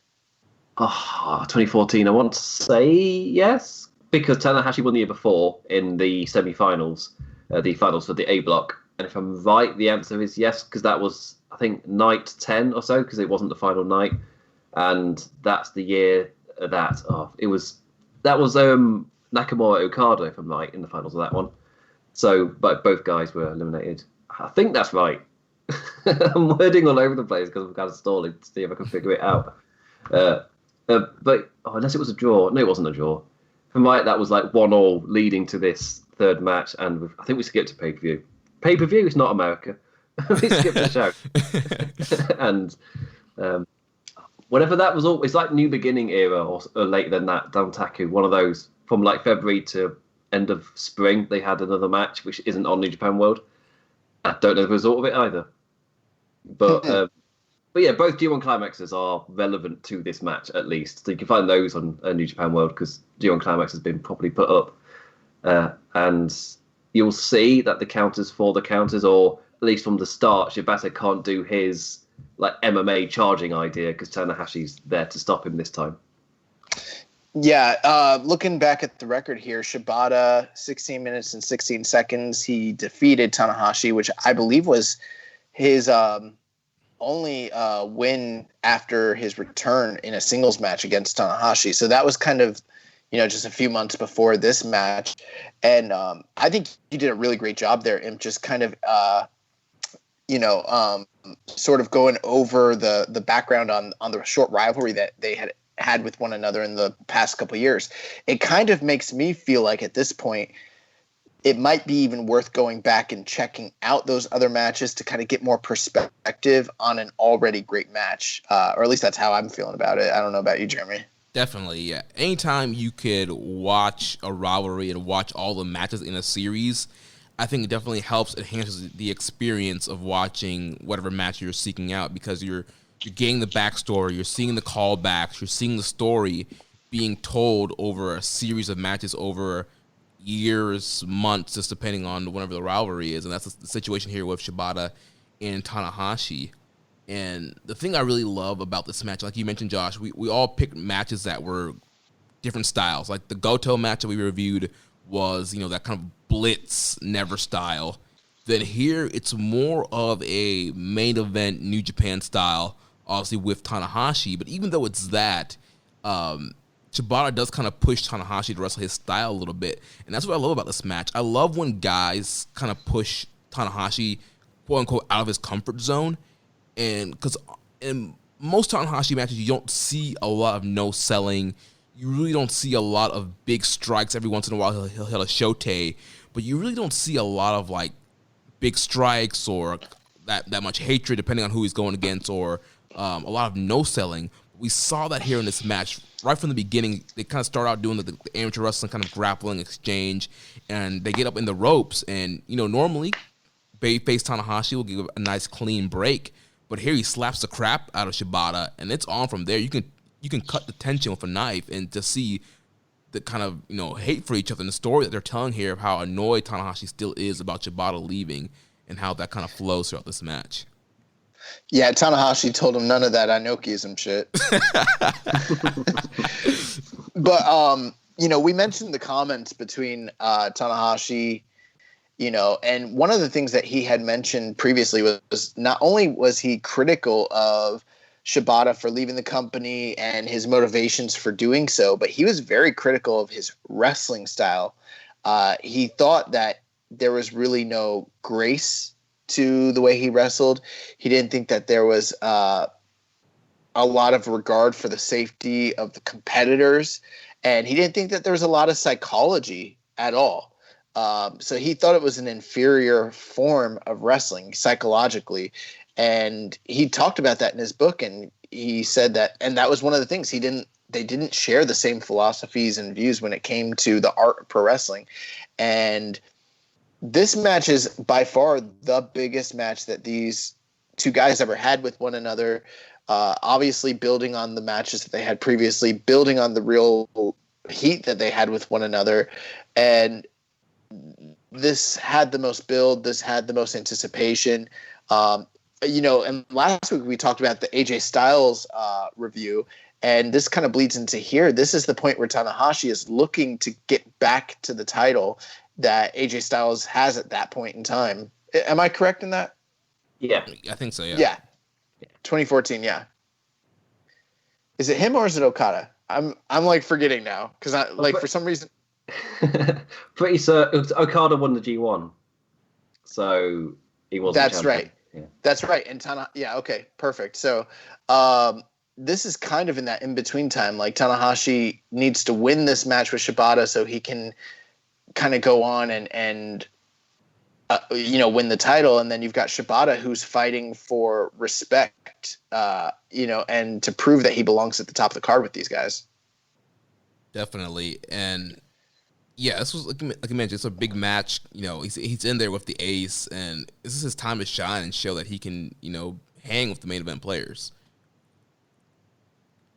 And this matchup, like you guys were mentioning, a lot of great counters, a lot of great strikes in this matchup here. And again, Shibata, going for the sleeper, trying to get the PK, trying to use up kind of that MMA background to, work over Tanahashi's legs and his arms. He's trying to lock on different submissions here.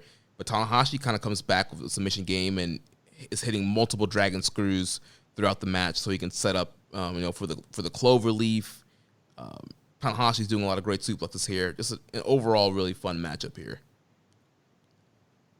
Because I was crazy and watched all the Tanahashi Shibata matches one after the other in one day this Sunday. Don't do that. They're really good matches, but if you watch them one after the other without a break, yeah, you do kind of get a bit sick of it by the end. But one consistent was Shibata's running dropkick into the corner. Every single match. It is such an amazing dropkick. Just the stall he gets in the air before he extends his legs into them. It's like every time he gets a reaction out of me.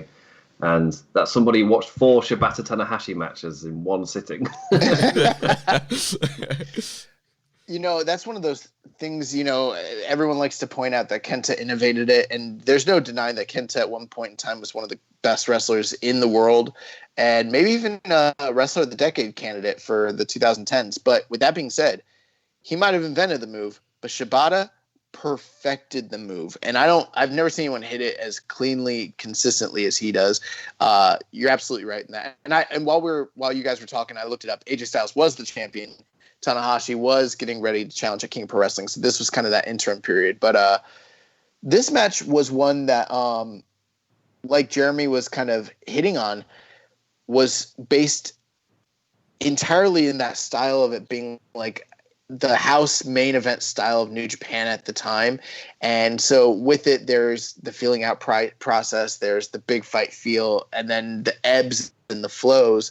But, some of it probably is lost if you haven't. This probably is a match where you enjoy it more or gain more perspective by seeing the previous matches that they've had. But at the same time, you don't have to enjoy it. And that's the hallmark of a great match. And you can kind of see how there's so many moments that you are used to seeing in a Tanahashi or a Shibata match where these guys have sort of scouted one another. And like Imp was saying, they cut one another off and the crowd kind of knows that. And they buy into it each and every time. And so both guys are kind of lulled into fighting each other's style. In the one hand, you have Tanahashi, who is doing more strikes and going toe-to-toe more so than he's used to. But on the flip side, you have Shibata, who's wrestling at the slower pace and the longer match time to where, like, Tanahashi's sort of dragging him into deep waters, and Shibata doesn't know it. You know what I mean? Yeah. That's what I kind of gathered from it.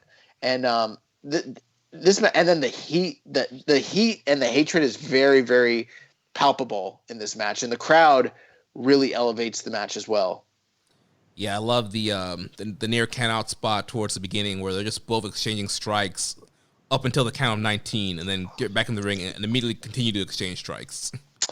That's a Shibata hallmark, because we saw that a few weeks ago in the recommended match of the week when him and Nagata were in the G1 in 2014. Yeah. So, any final thoughts about this match? For me, it's the reason I picked it really is because it's such a kind of perfect match to watch in terms of his arc of respect being earned as he came back into New Japan, and this is rivalry with Tanahashi. That is that story of him re-earning that respect, and it's where Dean Ambrose Seth Rollins should have gone, with Dean Ambrose not trusting Seth Rollins. Then we got what we got. Oh God. Anyway, shut up, Matt. I thought that was just like a fantastic kind of thing, and it leads into Goto and Shibata forming that tag team as well.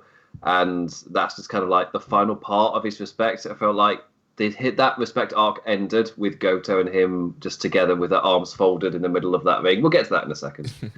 For me, that's where that arc kind of ended. And then he was able to jump up to I guess we saw him then jump up to the heavyweight scenes short afterwards. And this match for me is a perfect example of what that respect arc kind of felt like, with him earning that respect. Because, you see it in the ring. And that is mostly why I chose this match. Yeah, all throughout this match, what really stuck out to me is, obviously Shibata's finisher at this point, it's the PK, and he's trying so hard to just get Tanahashi in a position where he can hit him with that. And so he's breaking him down all throughout the match with strikes and knees and backhands and, headbutts, everything. And Tanahashi is many times getting outmaneuvered by Shibata in this match. So what he does, and it's the thing that Tanahashi always does, is he goes to Old Faithful and he just starts destroying his knees with dragon screws. Yep. And from a psychology standpoint, it makes so much sense. If you have a man who his finishing move is to run at you and kick you, then why not take his legs away from him? And even still, like, Shibata hits him with the drop kicks. He tries to go for GTSs, he tries to go for PKs. But I have to believe that the work that Tanahashi does in this match is really kind of the deciding factor there. There was one point where Tanahashi even hit Shibata with a corner drop kick, which was pretty awesome. But at the end there, like, he hits the high fly flow twice and he puts this guy away. And, you would think, all right, he put another jabron down. It's time to play some air guitar. It's time to cut a promo on AJ Styles. Nah, like, instead you get the post match where, Shibata stands up and they look at each other and they shake one another's hands and the crowd goes crazy. And, like, that doesn't sound like much, but Shibata is the kind of guy who, like, when he lost matches, he disappeared. When he won matches, he usually just disappeared. He didn't say much on promos. When he did, it mattered. And when he stayed in the ring post-match, it mattered because he didn't generally do that. And so this post-match really actually, again, with the whole story behind it and everything that Imp just mentioned there, it's very meaningful. And it was like where him and Tanahashi kind of, proved their display of respect for one another, and that, like, we're not best friends at this point, but, like, I respect you, and that kind of squashes it, and they kind of go their separate ways. And I'm not going to say that this match made Shibata, but it was sort of like a key indication that the company was starting to have more faith in him as a performer, and that they were kind of putting to rest some of the ghosts of the past of him, his transgressions. Right. Yeah, and overall, it's a really great matchup here, and kind of a conclusion of just that great, respect storyline that they had going right there. I respect you, Booker, man. So, moving on from this match, Shibata would now enter in a rivalry with Shinsuke Nakamura, and he would become the number one contender for the IWGP Intercontinental Championship. And it was announced that Shibata would be working October to November, the Road to Power Struggle Tour, and this would be his first full tour of New Japan since his return. So this whole time, he's been working as a freelancer, and he's not under contract. So this is kind of a big deal. He's working a full tour here and getting more ingrained back into New Japan. I think he was working the Don Callis tour is what they call it. The big matches, the big shows only? The big shows only. He was on that Young Bucks deal. Yeah. And so he would receive his IC title shot on November 8th at Power Struggle, but he would lose to Nakamura. Nakamura retains there. Then later on in the month, we go to the World Tag League where him and Goto are teaming up again. And they open up with a 3-match losing streak, but would eventually come back and win their 4 remaining matches. Typical kind of New Japan storytelling where the winner's kind of the underdog in the tournament. And so they come back, they win the block, and advance to the finals, and they would meet Doc Gallows and Carl Anderson in the finals on December 7th for the World Tag League Championships and defeat those guys, which would then set up a title match in the beginning of the year 2015 at Wrestle Kingdom 9, where we have Shibata and Goto defeating Carl Anderson and Gallows to become the new IWGP Tag Team Champions. And then from there, their tag title reign would end pretty quickly in their first defense on February 11th at New Beginning in Osaka. They were defeated by Anderson and Gallows. So here we kind of see the problems that we always see with the tag division, where you kind of just have 2 main teams and they're kind of playing hot potato with the belts, and kind of they're the only 2 people who are like wrestling each other. Yeah. And as problematic as that is, there are some important notes here. One, just, the story arc, obviously, like, him and Goto had almost a year-long feud the first time that they feuded with one another. Then they become a tag team, and they've been questing for this title for a year. They finally obtain it. And so not only have they kind of succeeded in what they set out to do the prior year, starting with, like, the World Tag League in 2013, but this is the first actual title belt that Shibata has held at all in New Japan, ever. So it's kind of significant in that sense as well. Yeah, really a kind of important moment there, and kind of the story and arc of Shibata. And they, in a way, LIJ'd it a bit, where you think, oh, this is the time for Evil Sonata to kind of. I think it's like with the three-way belts where they had Evil Sonata and Bushi with it. It's like, oh shit, right? LIJ are going to rule this year. This is their year, and like next night on New Year's Dash, bloody Taguchi's walking out with it. So, and I think the thing here too is that this team wasn't one that they had big plans for, as opposed to the guys as individuals. And I think that's kind of the big difference here. Is they won the belts, but I don't think they had plans to keep them on as, Mayu Tag was cool, but they did what they had to do. I don't think that basically they had long-term plans for Shibata and Goto, but more Shibata, which is great. And so after they lose the titles, they end up facing each other in March in the second round of the 2015 New Japan Cup. This time, Goto is victorious. Then on April 5th, Shibata would get back into a rivalry with Sakuraba after Sakuraba submitted Shibata in a tag match during Evasion Attack 2015. And this built to the July 5th Dominion match between these guys in Osaka-jo Hall, where Shibata was victorious. Yeah, I actually just rewatched this match earlier today before we did the show, and I'm a lifelong Sakuraba fan. He's one of my favorite fighters of all time. And, Sakuraba was not only a tag team partner to Shibata,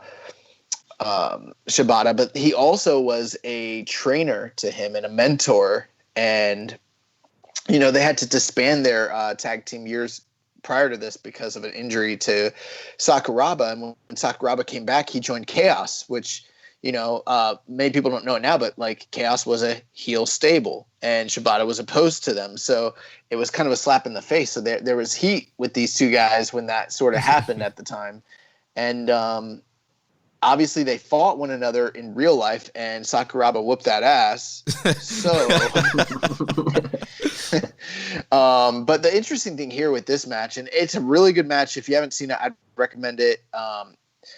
The thing, though, is that Sakuraba is old, man, and as adept of a catch wrestler as he is and as smooth as he is on the ground, there's so many elements and aspects of pro wrestling. And Sakuraba, even though people know him from MMA, he is a pro wrestler. He came up, in the UWFI and in Kingdoms and all these different companies. I mean, like, before he was a fighter, he was a pro wrestler. He trained under Takada. But there's so many things he just couldn't do at this point because of how old he was. And the match is great because Shibata is able to go in there and kind of carry him and accentuate his positives and hide his weaknesses. And it's short. It's not any longer than it needs to be. And then at the end of it, like, he PKs a bitch and puts him away for the 1, 2, 3. And it's great. Like, as awesome as Shibata is at Wrestle Kingdoms, he really always showed up every year at Dominion. Like, and this is just another great match to his Dominion catalog. And, he kind of surpassed his mentor at that point, which was a big deal. So is he? He's Mr. Dominion. He might be. I don't know. I think who's Mr. SummerSlam? Is it Brett or is it Cena? I want to say Brett, but I don't think Cena ever called himself Mr. SummerSlam. But I'm sure if you look at his record, his SummerSlam.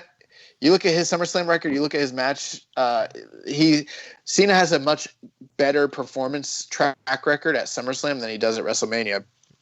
Yeah. So after this Dominion match, Shibata goes to the 2015 G1 from July 20th to August 14th. And here he was kind of in the middle of his block for a record of 4 wins and 5 losses. And then from that G1, kind of fast forwarding to the beginning of 2016, Wrestle Kingdom 10, and Shibata would be going up against Tomohiro Ishii. And Ishii was another one of his big rivals here in this run of New Japan. They had a 5-star match in the 2013 G1, which was just an absolute banger. And from there, that was kind of like one of the initial matches in this kind of rivalry. and we would see the rivalry renewed here at Wrestle Kingdom 10 for the Never Openweight Championship, and Shibata would win his first singles title in New Japan by defeating Ishii here. Here we go, latter. Talking about matches. This is one of those. Well, as soon as this happened, it was just like, oh my! For me, it was the first time for Wrestle Kingdom match where, like, the next day I was there again, watching it again because I just found it so incredible. And for me, it's unfortunately it's one of those matches where, because there is a spot in the middle where it's just headbutt, and each one seemingly getting more and more vicious. And it's like, well, who's going to stop headbutting the other person? I think Ishii does that selling where he kind of just stumbles backwards on his potato legs and just hits the rope and bounces forward. And for me, this was the first match where I really got into the thing where they cross their legs in the middle of the ring and start, just that kind of like, go on, hit me then. And this is where that spot got over, and suddenly you're seeing it everywhere. Yeah. And you know, it's funny. For me, it's funny that you mentioned Rich, because I actually called Rich after this Wrestle Kingdom, and I was like, "Yo, I'm not a fan of." I was like, "I love that match, but I'm not a fan of this spot where these two dudes are literally just sitting down and asking each other to hit one another." I was like, "It's not very realistic. Like, I hate this. This is stupid." But like, and Rich was like, "I love it."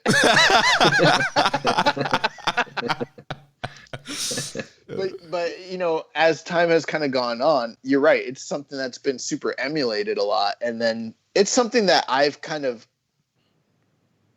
after listening to some of the wrestlers describe their reasoning behind why they've done this in their matches, I can kind of buy into it more. But at the time, it just didn't make sense to me. But the matches with Ishii are, I don't think he ever had a better opponent bell to bell in New Japan than Tomohiro Ishii. And it is kind of a shame that none of us picked one of his matches.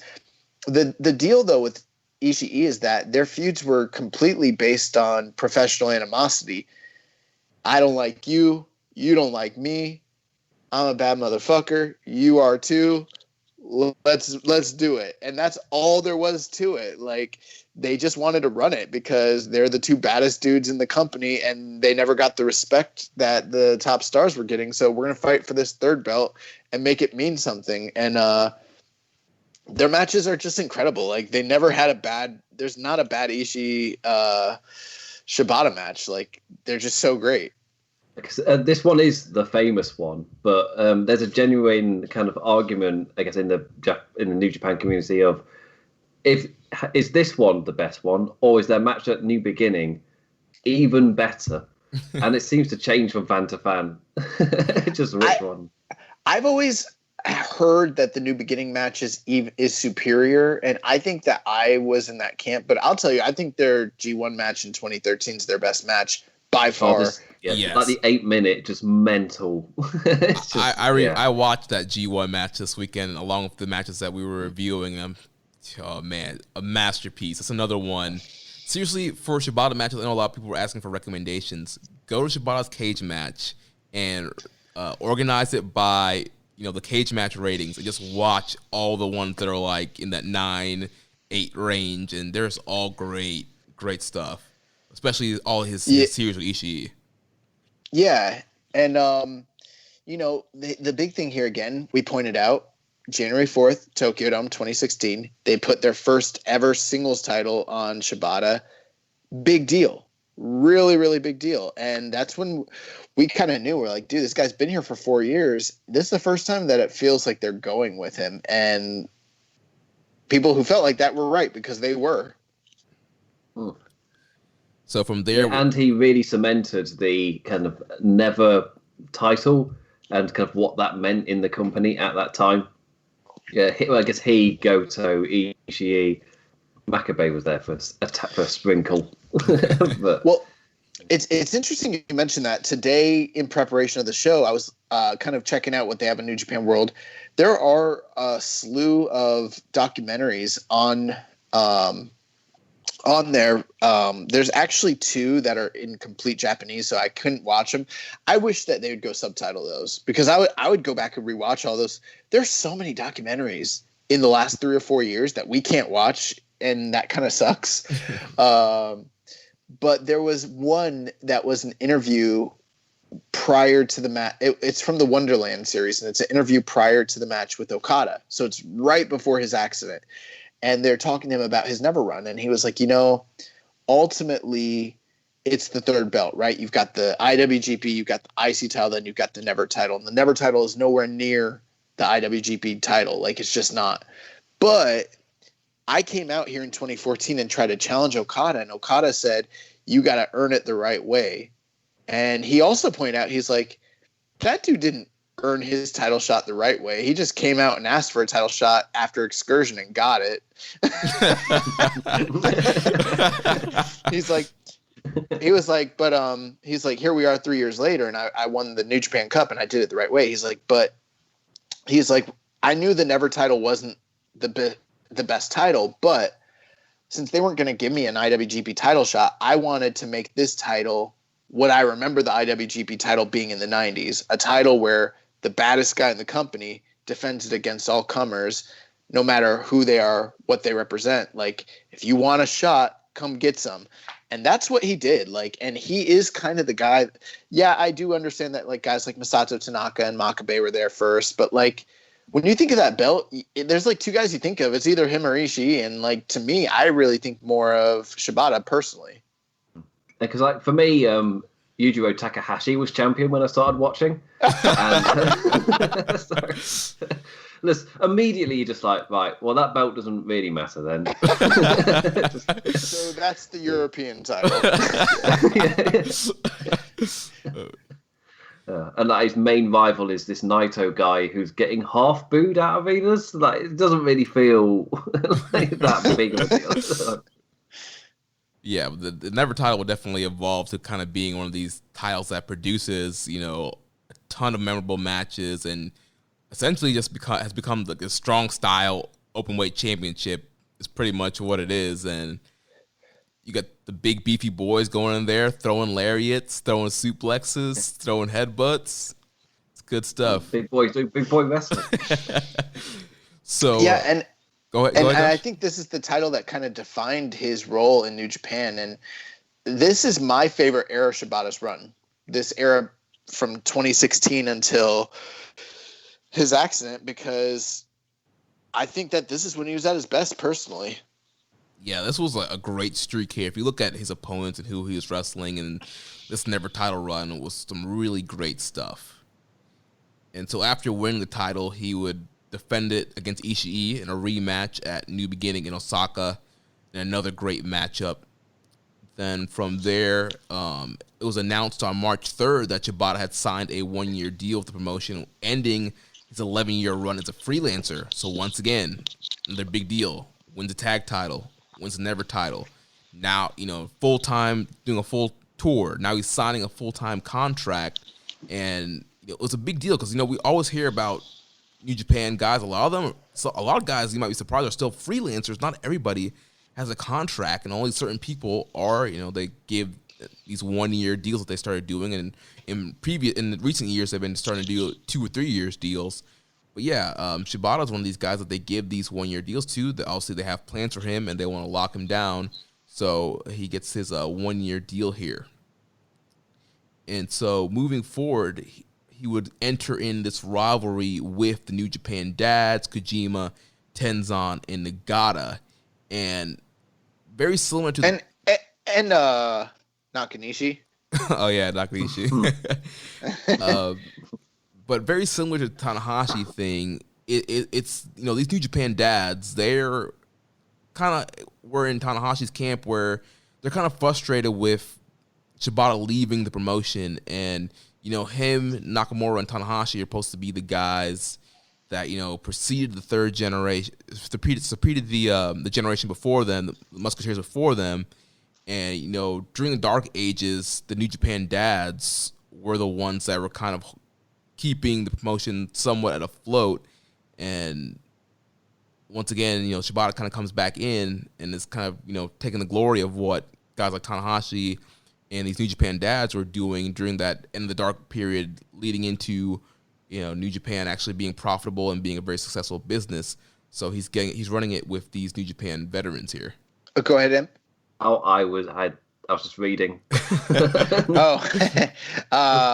So I personally, I love this feud. I love what it kind of represents because, yeah, you're absolutely right, Jeremy. Part of it was that when the business was down, these are the guys who were at top.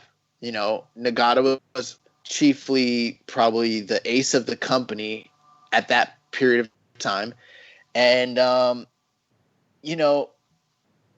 when freaking Shibata left, it was sort of like he should have been part of that next generation, but he kind of wasn't. And so he's here now, and this is the generation that he never took the baton from. This is the generation that he kind of turned his back on. And they're in this big feud, and he's on top now, and they're like trying to kind of teach him respect. And they're trying to kind of put him in his place, and he on the other hand is trying to kind of exorcise them from his past because they represent his failure and everything that was wrong with what he did. And he's kind of trying to put them out to pasture at the same time. He's doing the "I'm sorry, I love you, go to sleep." And I think in the build up to this feud, they were doing multi-man matches, and he fucked up Nakanishi. So all these guys ended up getting title shots, but Nakanishi, because he was the first sacrificial lamb. and then it led to, him having title shots, title defenses against Tenzan as well as Kojima, and him putting down both members of Tenkoji. And it wasn't until Nagata had to rise the fuck up and teach this young whippersnapper a thing or two and tell him we can still go. I love every match between Nagata and Shibata. They just have bangers every single time. And these are some of the most meaningful because the story behind it and the stakes that were at hand. Because, what better way to put this guy in his place but then to take the thing that eluded him his whole career, a title, and they take it from him and say yo, not only did you not exercise us, but you can't even hold on to the belt that you have. It's really great. Yeah. Nagata is one of those guys who just oozes respect. Yeah. And that really lends itself to that story that Josh was talking about. And for me, it was really interesting this year watching people react to Nagata who see him as just one of the dads. And I think during the G1, he had a little run, I want to say Ishii, where Ishii was on the other team.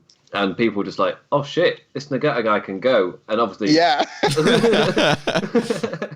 I was just sat there yeah, is that not known? I guess I've got some matches to share with you then. Well, most people were like, Yuji Nagata from WCW? From WCW?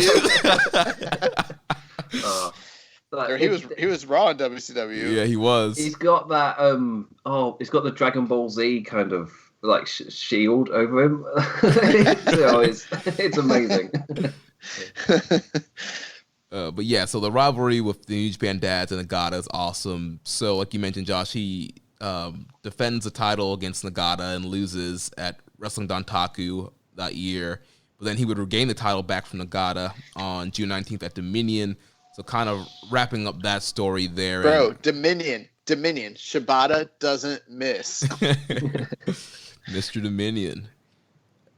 And then from there, he would defend the title against Honma at July 3rd. And Honma's another guy he's kind of had a mini rivalry with. And these guys had some great matches. I watched the the well-known Honma match along with these matches. And man, some great stuff.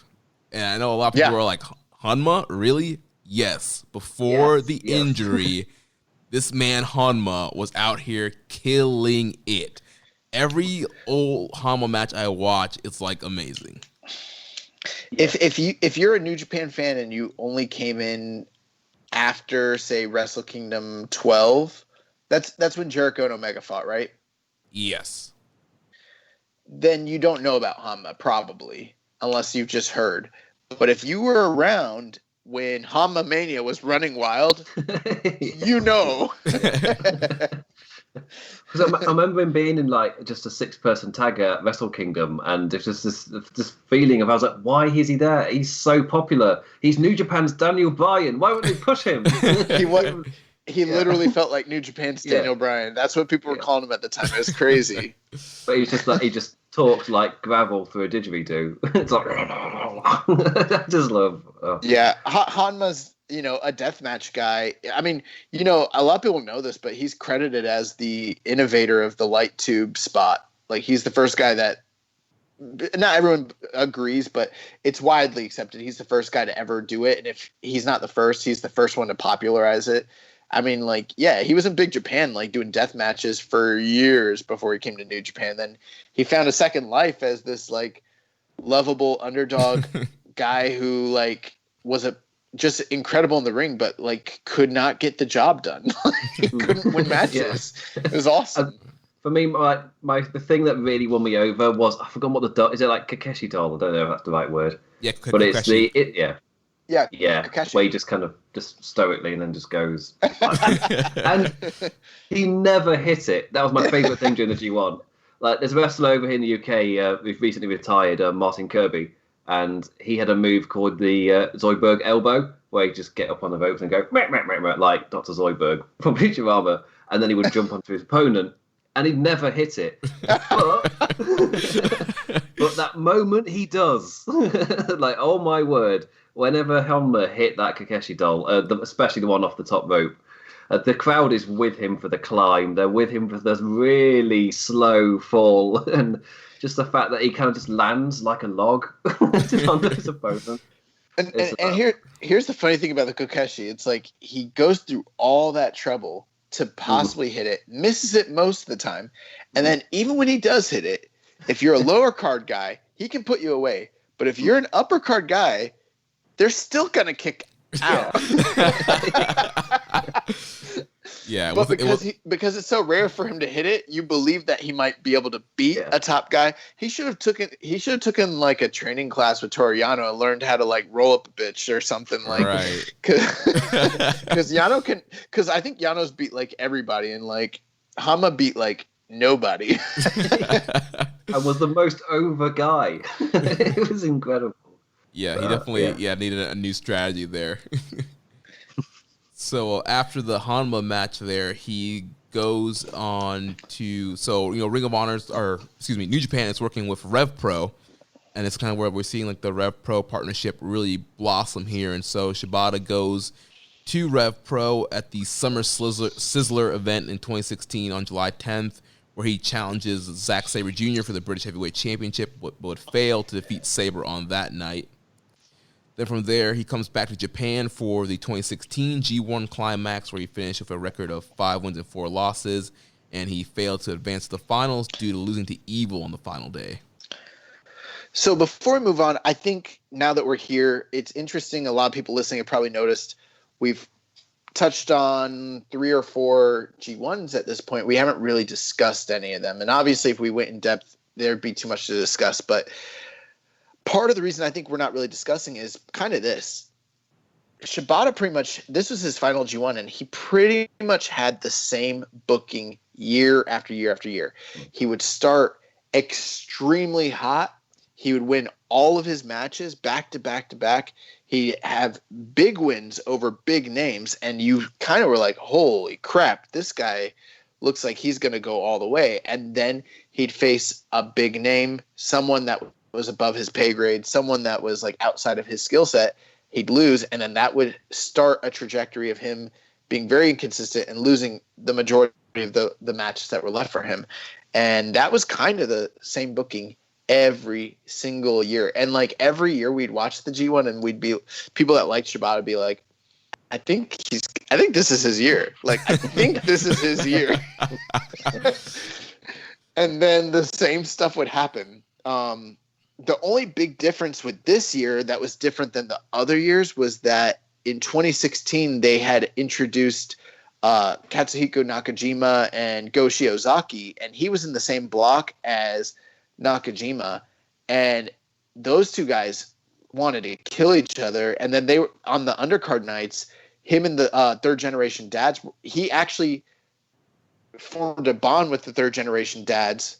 Was kind of seen as almost the leader of them during this feud, and he became the defender of New Japan against the outside invaders from Noah.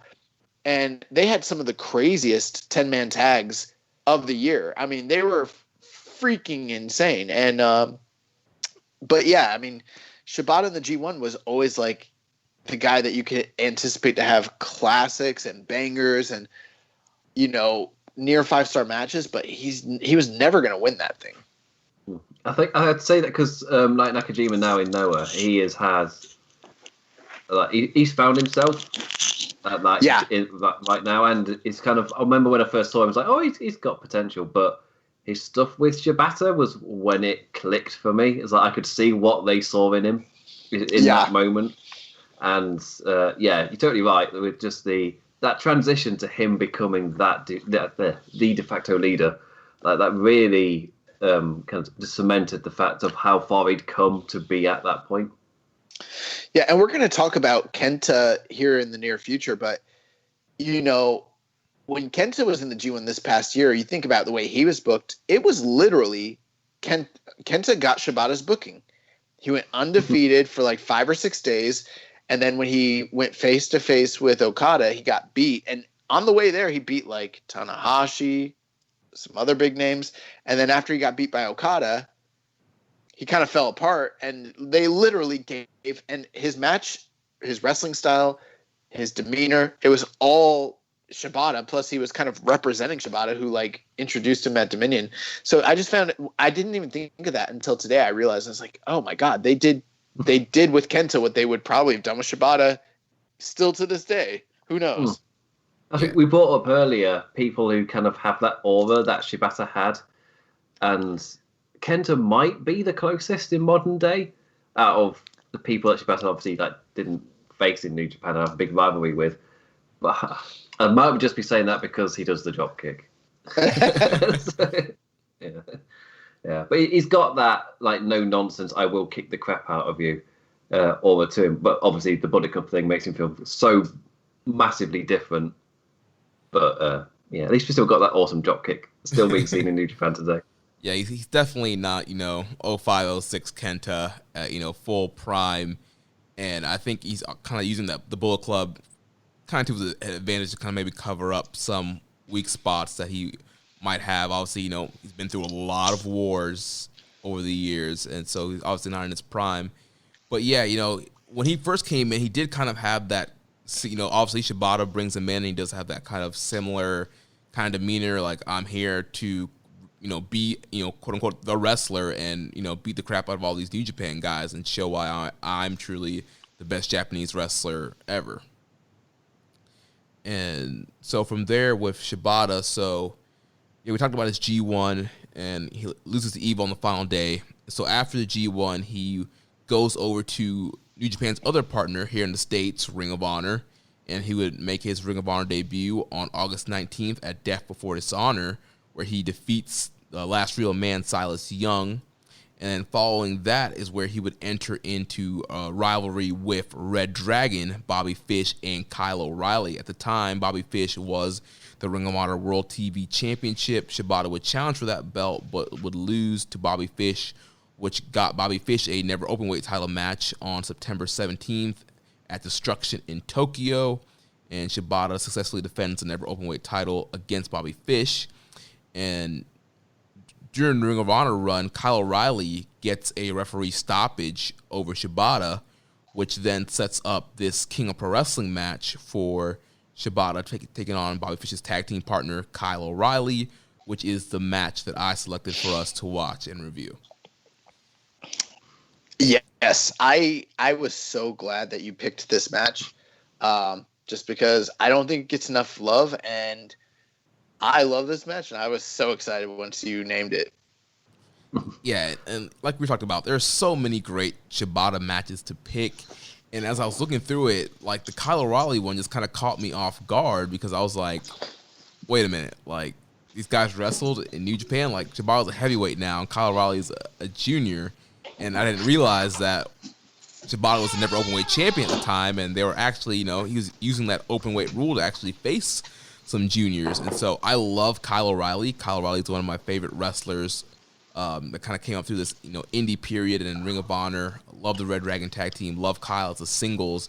And I really want to see, kind of how he matched up with Shibata, because Kyle also has that kind of MMA background. He incorporates a lot of, submissions and strikes into his matches, and kind of has sort of that MMA kind of shoot style. And so I definitely want to see how these two guys would match up.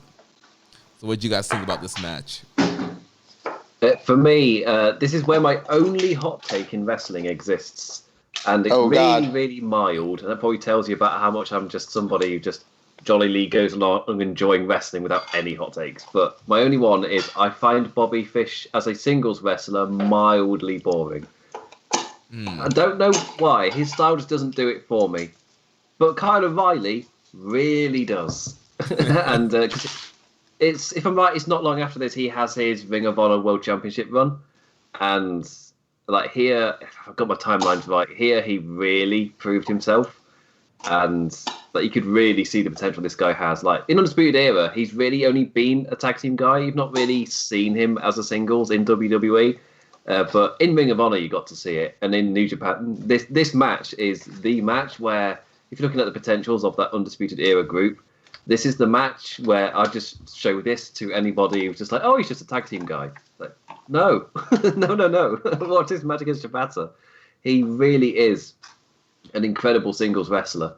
And for me, the thing that I love most about this match is it's Kyle O'Reilly versus Shibata. And it feel like this is a match which should be easy for Shibata, where it's a junior challenging him for the title. But by the end of the match, the crowd are going absolutely crazy. Like, you'd think it was Goto. He's in there with. He's going crazy. Kyle O'Reilly, this is the match that, in my eyes, kind of made him. Like, he really, really made a name for himself in this match by stepping up like he was a heavyweight. Yeah, and he put on a lot of muscle for this match, and the commentators kind of pointed that out. He put on a lot of muscle mass for this match, and really was trying to push to that heavyweight level here. Yeah, there's quite a few things I like about this match. Obviously, I'm a big fan of Kyle O'Reilly. I would say I don't totally agree with your take there, Imp, because I actually like Bobby Fish as a singles guy. Maybe not in 2020,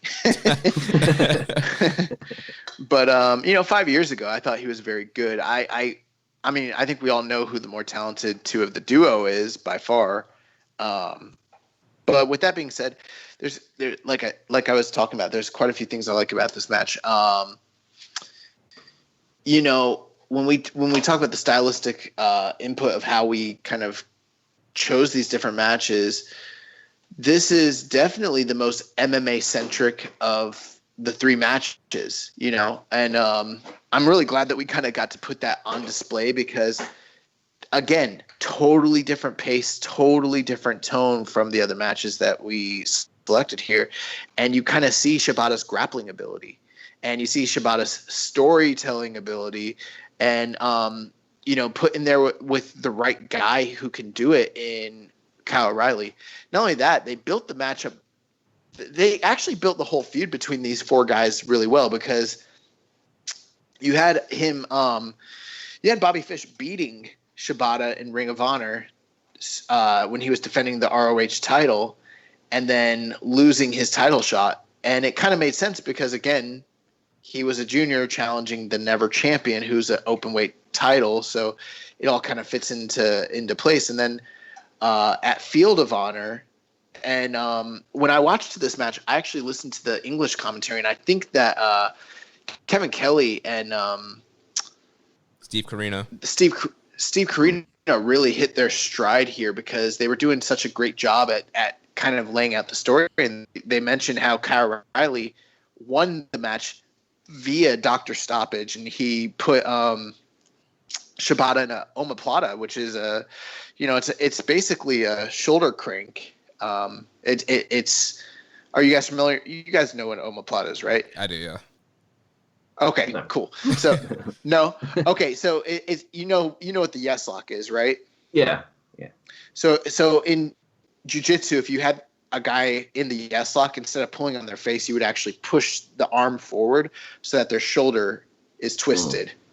That's an omoplata. And he had Shibata and omoplata to the point where the referee had to stop the fight because he wasn't going to get out and his arm was going to break if he didn't, stop the fight, which is very realistic MMA type of booking. And that was kind of great because when they went into this match, Shibata comes in all taped up, his legs taped up, his bad shoulders taped up. They're playing off of the loss at Field of Honor. Like, it was just really great. Yeah, and throughout the match, Kyle's working over that shoulder. He's working over the leg and really trying to break Shibata down so he can lock in some submissions, maybe try and get another stoppage or get Shibata to tap out. And I also loved, we saw this in the Best Super Junior run for the Kyle O'Reilly match we watched with Bobby Fish as the coach. And the second there, Bobby Fish is coaching Kyle throughout the match, and I love that. There's one point where they're exchanging strikes, and he's like, "You need combinations, Kyle. You need combinations, not just one strike. Come on." Yeah, and it was like, how is he going to get off combinations? These guys, like, they're at that point in a wrestling match where they're trading, boo, yay, and like Bobby's like, "Come on, Kyle, combos."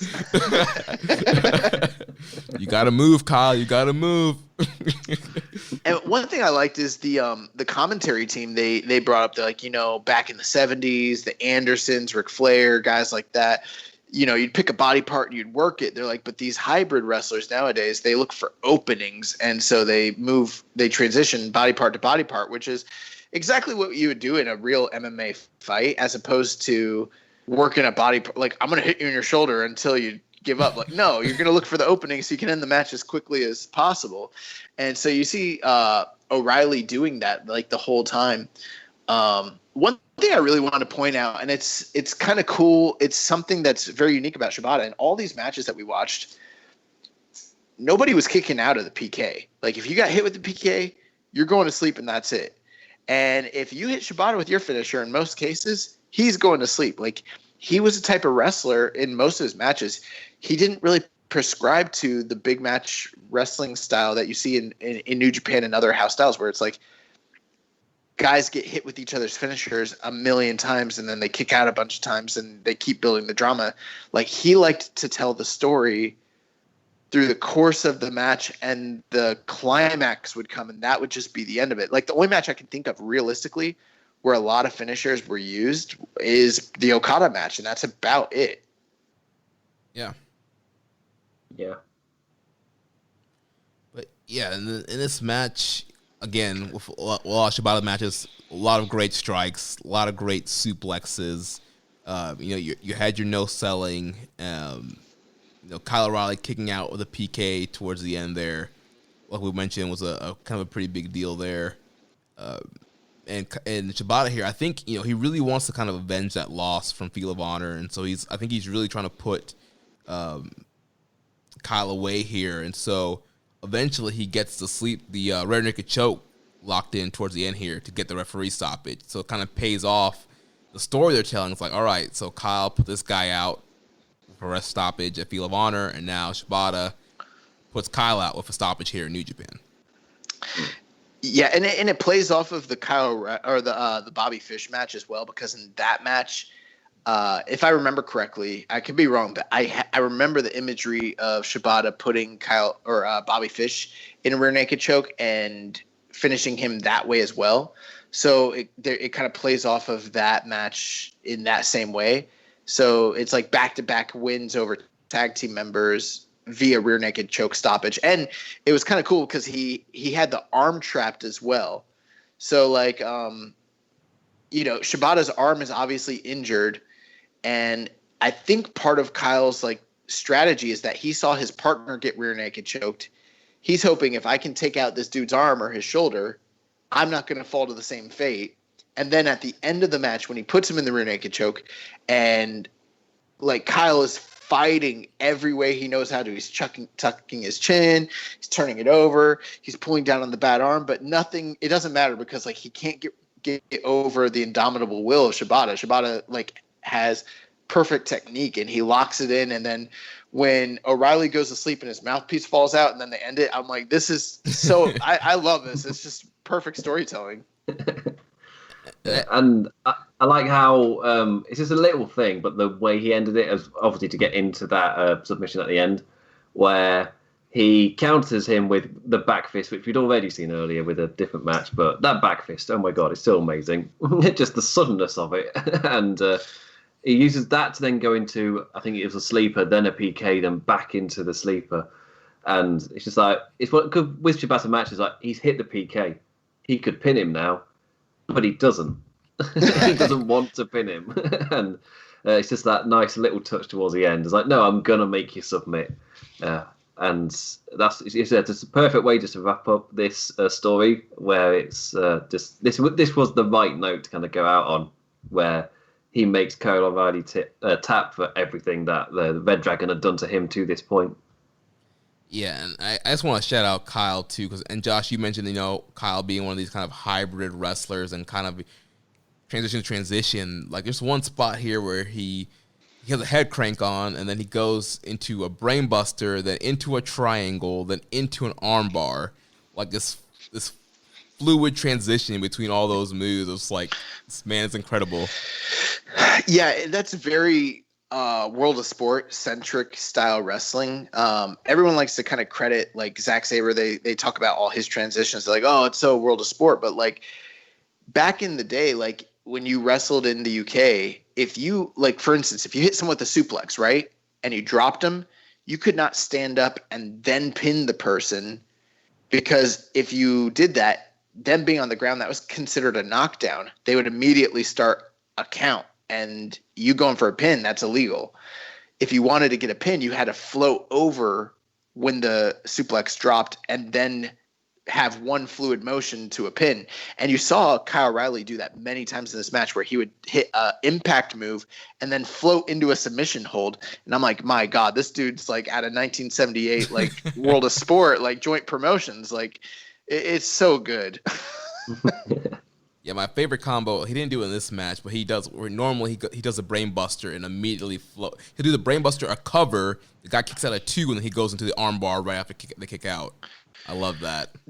There's one point in this match where he landed one of his like crazy strike combos standing that he always lands, and then he comes off the ropes and he's gonna like throw a big forearm.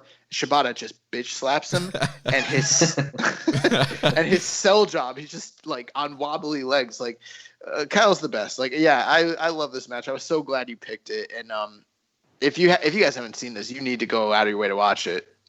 Yeah, dude. It's really violent. It's really great. Again, not very. I don't know. This is less than 20 minutes, probably 18 minutes. Yeah, in that range somewhere. But and this is towards the end of his run.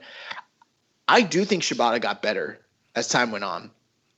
When you look at like his, and we're going to get into it here, but you get into his final few months of wrestling and his runs in Rev Pro and Ring of Honor and all that sort of stuff, like he was clearly getting to a higher level than he had been previously. Not to say he wasn't a fantastic world-class wrestler, but like things were just coming together for him. And like, this is the most complete wrestling match that I think we see him have of the 3 that we recommended. Yeah, definitely agree with that. And yeah, as far as the rating, I also went 4.5 on this one as well. So all 3 of these matches, I went 4.5. I loved them equally, and they were just all great in their own way. I would go 4.5 on all 3 of them. We love Shibata's children all equally. Yes. So after this matchup, we go to Power Struggle. Well, post-match from this Kyle match, we had Go Shiozaki come out to face off against Shibata. But also, I love that crowd reaction. Then Evil came out and hit him with the Everything is Evil. So that set up the Never title match at Power Struggle, where Shibata would lose the title to Evil. but then Shibata will get the title right back 10 days later at the New Japan Wrestling World event in Singapore. I will still never understand that. I don't think anyone realistically thought that was happening when it happened. It was so bizarre. And then from there, Shibata goes back to Rev Pro. He appeared at the Global Wars UK show, which was a cross-promoted show with Rev Pro and New Japan. And it was a 2-night show. On the first night, he defeated Zack Sabre Jr. to win the British Heavyweight Championship. And then he would successfully defend the title the next night against Chris Hero, which both Go ahead, Josh. Okay. I'll say both of those are great matches. Yeah, I was going to say the Chris Hero match is even better than the Zack Sabre match. They're both really good. Like Chris Hero at that point, he was having an absolutely incredible run. Yeah. And yeah, the two meeting at that point is kind of like they're both at incredible peaks. So the fact that the match took place at all is just kind of like, go out of your way to watch this one. It's just two guys at their peaks. Yeah, and it's cool because, nowadays people talk about Naito 2 belts, but back then we had Shibata 2 belts. He was the never open weight champion, and he was the champion of the British. So then we go to 2017, the last year of his in-ring career, and it starts off with Wrestle Kingdom 11, where he drops the never open weight title to Hiroki Goto, so kind of reigniting that feud one more time, having one more match there with Goto. Then we go, he goes back to Rev Pro in January of 2021 of that year. He defends the title successfully against Matt Riddle at Rev Pro High Stakes, but then he would lose the title back to Sabre at New Japan's 45th anniversary show on March 6th, thanks to an assist from Minoru Suzuki and Suzuki-gun. Yeah, he also had a defense that's kind of overlooked in at the New Beginning against Will Ospreay. It's not the greatest match ever, but it's still very, very high level. It's like 4 1/4, so very, very good. I recommend it. But this match was interesting because this is when Zack joined Suzuki-gun, so it was kind of like a big shock at the time because the way people thought of Zack Sabre and him being like this very honorable type of wrestler and everything. And then he joins up with Suzuki-gun, and like Suzuki-gun had been like beating his ass for years in Noah. So like no one expected them to like join forces. So yeah. Yeah. And it's the start of Sabre's transition from British swimmer to British dickhead. Yeah. Great stuff there. And that'd be the last title he ever held. Yeah. Crazy. So from there, we move on to the New Japan Cup, and Shibata defeats Bad Luck Fale into the finals of the 2017 New Japan Cup, and with that win, he got the right to challenge Kazuchika Okada for the IWGP Heavyweight Championship, which leads us, and well, actually before that Shibata Bad Luck Fale match is actually a pretty good match also. If you guys haven't seen that, check that out. Yeah, his whole run was great. No surprise here, but the Tomohiro Ishii match in the semifinals was like the highlight of his run. And that's obviously the last match with him and Ishii, and it's really great. And so that brings us to his last match, April 9th, Sakura Genesis 2017. Shibata was defeated by Okada in the title match, and then we all know what happens after that. He collapsed backstage, is rushed to the hospital, and it's discovered he has a subdural hematoma, which required a emergency surgery, and that is the end of the in-ring career of Shibata. We know he would go on to become one of the coaches at the LA Dojo. He would make a few on-screen appearances. He came back during the 2017 G1, letting everybody know he's alive. And then obviously with the angles last year and bringing in Kenta into the G1, and then Kenta eventually turning on him, which we thought we were getting a matchup there with the angles they were shooting, but it was just set up the Goto match. And that's kind of where we left off. And then he's right now just training in the LA Dojo and beating up young lions. I mean, I watched the California Dreamin' documentary for the first time, all 5 episodes today. And if you haven't given that a watch, I'd highly recommend it. I think obviously you could spend a lot of time talking about the Okada match that we have in the past. But the thing I love about it is just what you brought up, Jeremy, that Okada told him 3 years prior, like, win this tournament and I'll give you a shot. He like made him a promise. And then he's like, I held up my end of the bargain. Where are you at? And it is one of those matches where the more I watch it, the more I come to appreciate and love it. And I don't know. I think it is a very heavy contender for greatest New Japan match of all time. I'm not saying it is. I know there's some Kenny Omega fans out there who hate that I'm saying that, but like, go rewatch it and tell me it's not one of the top greatest matches you've ever seen in your life. I mean, it really is. I think it only gets, I guess, overshadowed by, of course, what happens afterwards. But at the time, everybody was just talking about, we've just seen an absolute classic. Yeah. Like, before we knew what had happened, it was, for me, that's like, there was a little grace period, which I find it's sad that you can't go back to that grace period where it's just like, oh my God, we've just seen a classic because of what happens. And suddenly the spots in the match have such a different kind of feeling to them. But again, it is an incredibly well done match.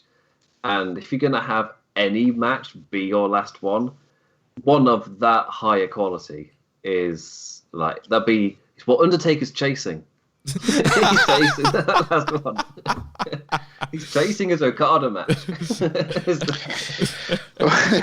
Well, you bring up WWE, and it's like, when you kind of compare the three Musketeers against one another, it's like you've got Tanahashi, who's still killing it right now and has had moments and even had a late career resurgence, winning the G1 and the IWGP title. And speaking of which, Shibata seconded him in that G1 win against Kota Ibushi, which was another one of my favorite all-time New Japan matches, and a fantastic moment because of the feud those guys had with one another and what that kind of represented. But you look at Shibata, and like, his career was cut short, unfortunately, and I think a lot of people expected a lot more for him going forward in the future. But then you kind of compare it and contrast it to like Nakamura, who, like, before he went to WWE, was already in the Observer Hall of Fame based off of everything he did. But then you look at his body of work since he went to America. I don't know if you took him out of the Hall of Fame and put him back up to vote today, he gets in. I think he doesn't, to be honest with you. And I think that's an interesting comparison to kind of look at the trajectory where all three of these guys kind of ended up. I'm not saying it's a positive at all that Shibata's not wrestling, but there is that one solace that, like, his legacy is kind of intact, whereas I don't want to say Shinsuke Nakamura's is totally devalued, because obviously people who know, but then if you don't know and you went and watched him today, like, you just don't, you would never know. Right. Yeah. That main roster run really does kind of hurt. And when you watch the greatness in New Japan, and even the NXT run was still pretty good, and also the Sami Zayn match. But then when he gets called up to the main roster, and they have him losing to Jinder like 2-3 times, and then they turn him heel, and then it's just all downhill from there. It's a rough look. But this has been fantastic. Do you guys have any final thoughts? For me, I'm just really glad that Shibata won the poll. I know I kind of missed Shibata's run by the time I started watching New Japan full time, so it was great to kind of go back, watch some of these great matches, learn more about his career, and the lead up to the Okada match, and some great stuff. Yeah, like, for me, over time, my absolute favorite became Shinsuke Nakamura in those first kind of months or so, the first years or so.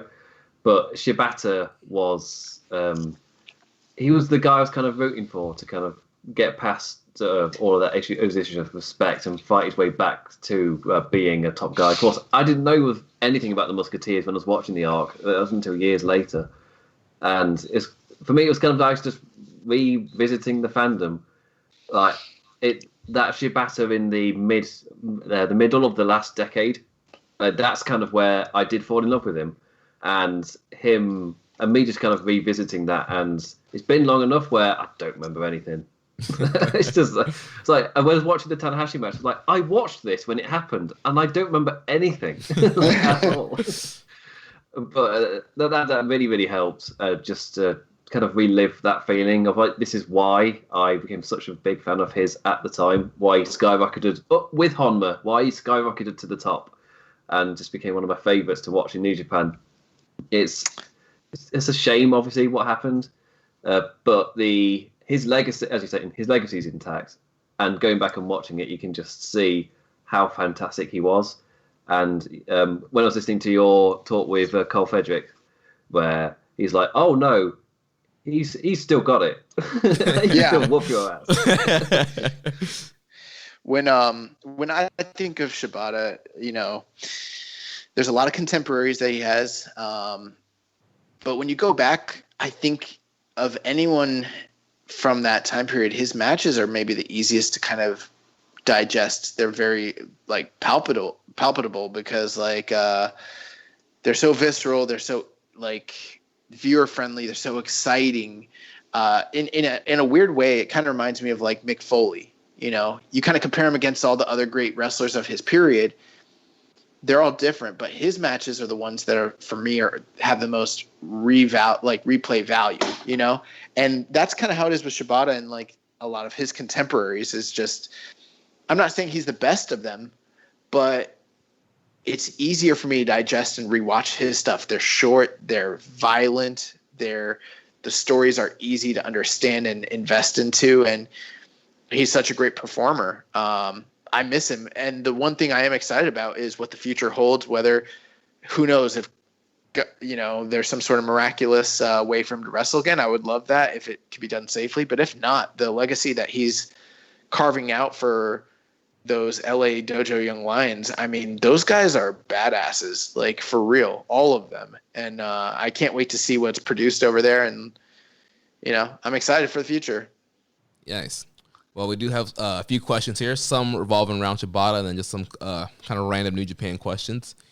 So first from Highest Fly Flow in the Discord, he said, where did Shibata get his silent badass persona from? From the stuff I've seen before he left, he wasn't like the Shibata of 2017.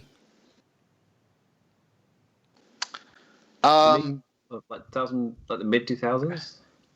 I mean, if you want my honest opinion, I think he's always been the same guy. I mean, I'm not saying that, again, we mentioned earlier in the show, it's hard to follow some of the Dark Age stuff. So before his exit, I couldn't say with any complete certainty.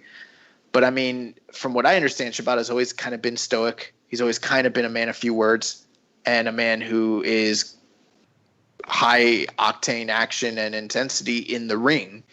And I think he's always kind of been that guy, even when he left the company. Like his catchphrase is "That's all," and that's always been his catchphrase. Like he's always been the wrestler. Like he's always been. That's who he is. Yeah. And he also asked, what team ranks higher, Shibata and Kenta or Shibata and Goto? I've got an attachment to Shibata Goto. Yeah, I think it depends on your taste. I mean, I think the better matches were had by Shibata and Kenta. But they didn't really and that was like a more high, notoriety sort of thing. It was a big deal. It was all over the press, and Noah was the big company, and there was some really big dream matches afforded to them at the time. But, in modern times, I mean, Shibata and Goto is a really formidable tag team. I mean, I guess personally I'd say Shibata Kenta. But I mean, I don't know. Yeah, I haven't seen any of Shibata and Kenta teaming together, so I can't fully answer. So I've seen Shibata and Goto, so that would be the one I would have to kind of lead on until I see some Shibata and Kenta. Then question here from Murray Bones says, if Shibata had never been forced to retire, where do you think his position in the card have been? Would he still have been around the Never title, or maybe a part in the IC or US scene, or even the tag team title scene? Nice, Murray. You gave us you asked us a question and then provided every single option possible.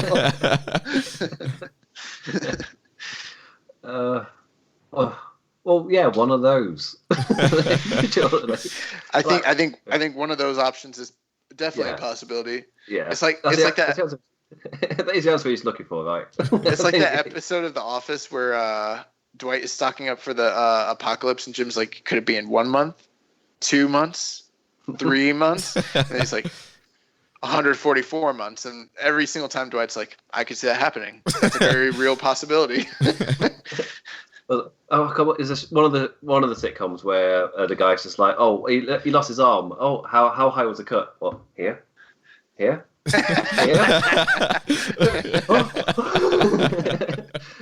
And then the guy just goes, it was his other arm. Oh. Why do we have to shit on Murray's questions every time he asks?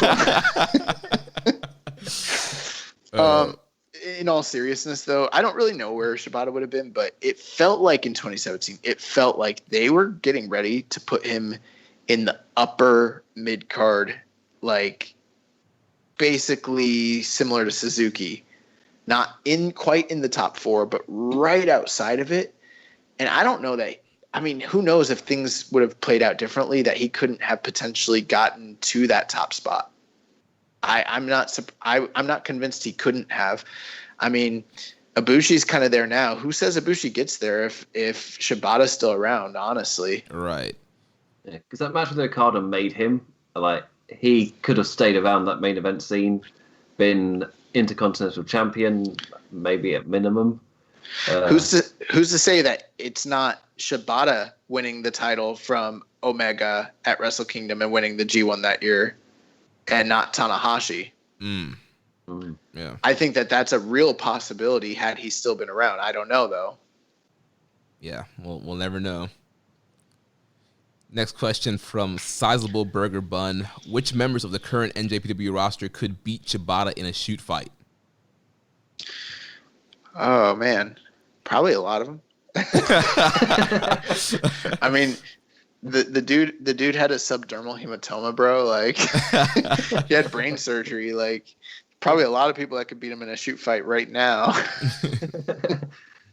And that's ignoring his fight record anyway. Right, yeah. But I don't know who can shoot in the company. I'll say Tai Chi. People underestimate Tai Chi. Dangerous T. I don't. What about Suzuki? I don't know. Suzuki's pretty old. I mean, he probably could, but like the thing is, Suzuki never was a good striker, even in like his prime. But he's fantastic grappling. I mean, yeah, Suzuki could probably beat him still. Suzuki's like incredible. Can I say Jeff Cobb because he's an Olympian still in decent shape? I'm sorry. And I don't mean to like question his credentials, but when you go to Guam to get your qualifications, it's not the same as qualifying for the U.S. Olympic team. It's not. I'm sorry. It's just not the same. And does beating the crap out in the shoot fight also equate to being able to do good wrestling maneuvers? But I wouldn't be surprised if Jeff Cobb could win a fight with him. I mean, that makes sense to me. I never think about who can shoot in the company anymore. Like, is there anyone who's like, I mean, think about it. Who is there? Yeah, there's not really a bunch of like legit shooters. Yeah. I don't know. I'll tell you one person who probably wouldn't. Zack Sabre.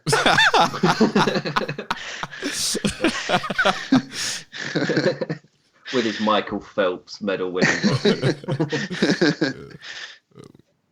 We can move on though. Yeah. So I'll be here for ages. I think Suzuki's probably the best answer. Probably. So next question from Reddit user Viking Pain.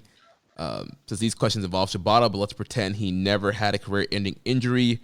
Would he had eventually created his own faction, joined an existing one, or stayed solo?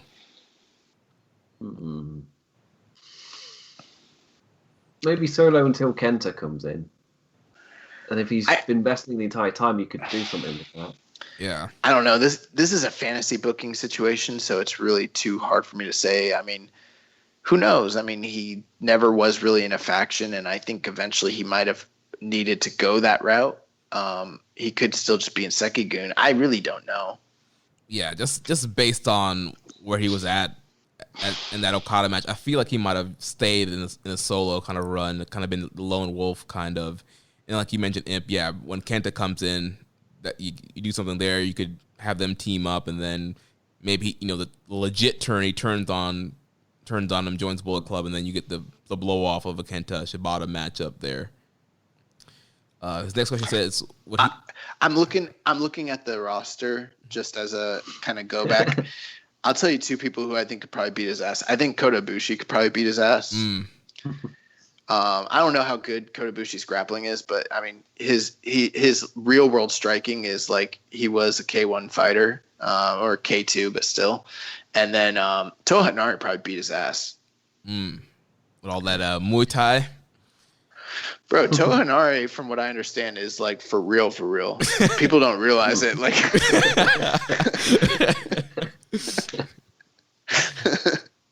well, I think there was the Cultaholic channel when they went over to Wrestle Kingdom, and that, like, they were hanging out with Tamatonga was doing the good guy Tamatonga at that point, and he was being really friendly to all the YouTubers, and obviously they're kind of like, I know you. Why are you being nice? But so they ended up drinking, and Toa Henare was there, and they got them doing the hacker.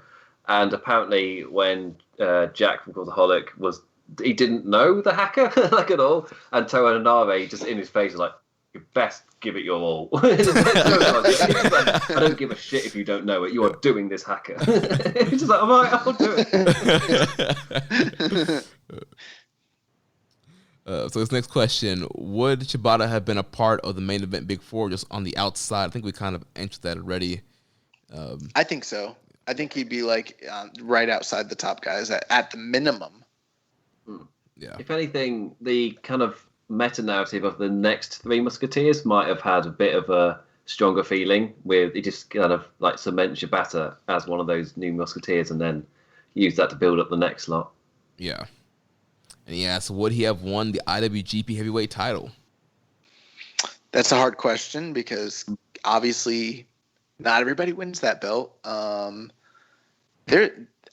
I think it's more likely he would not have, but I don't think it's that heavy. I would go like 60-40, like 60% he doesn't win it, but there's a pretty wide margin, like 40% he could have potentially won it, or even if he was still wrestling, maybe win it in the future. I don't know. I mean, right.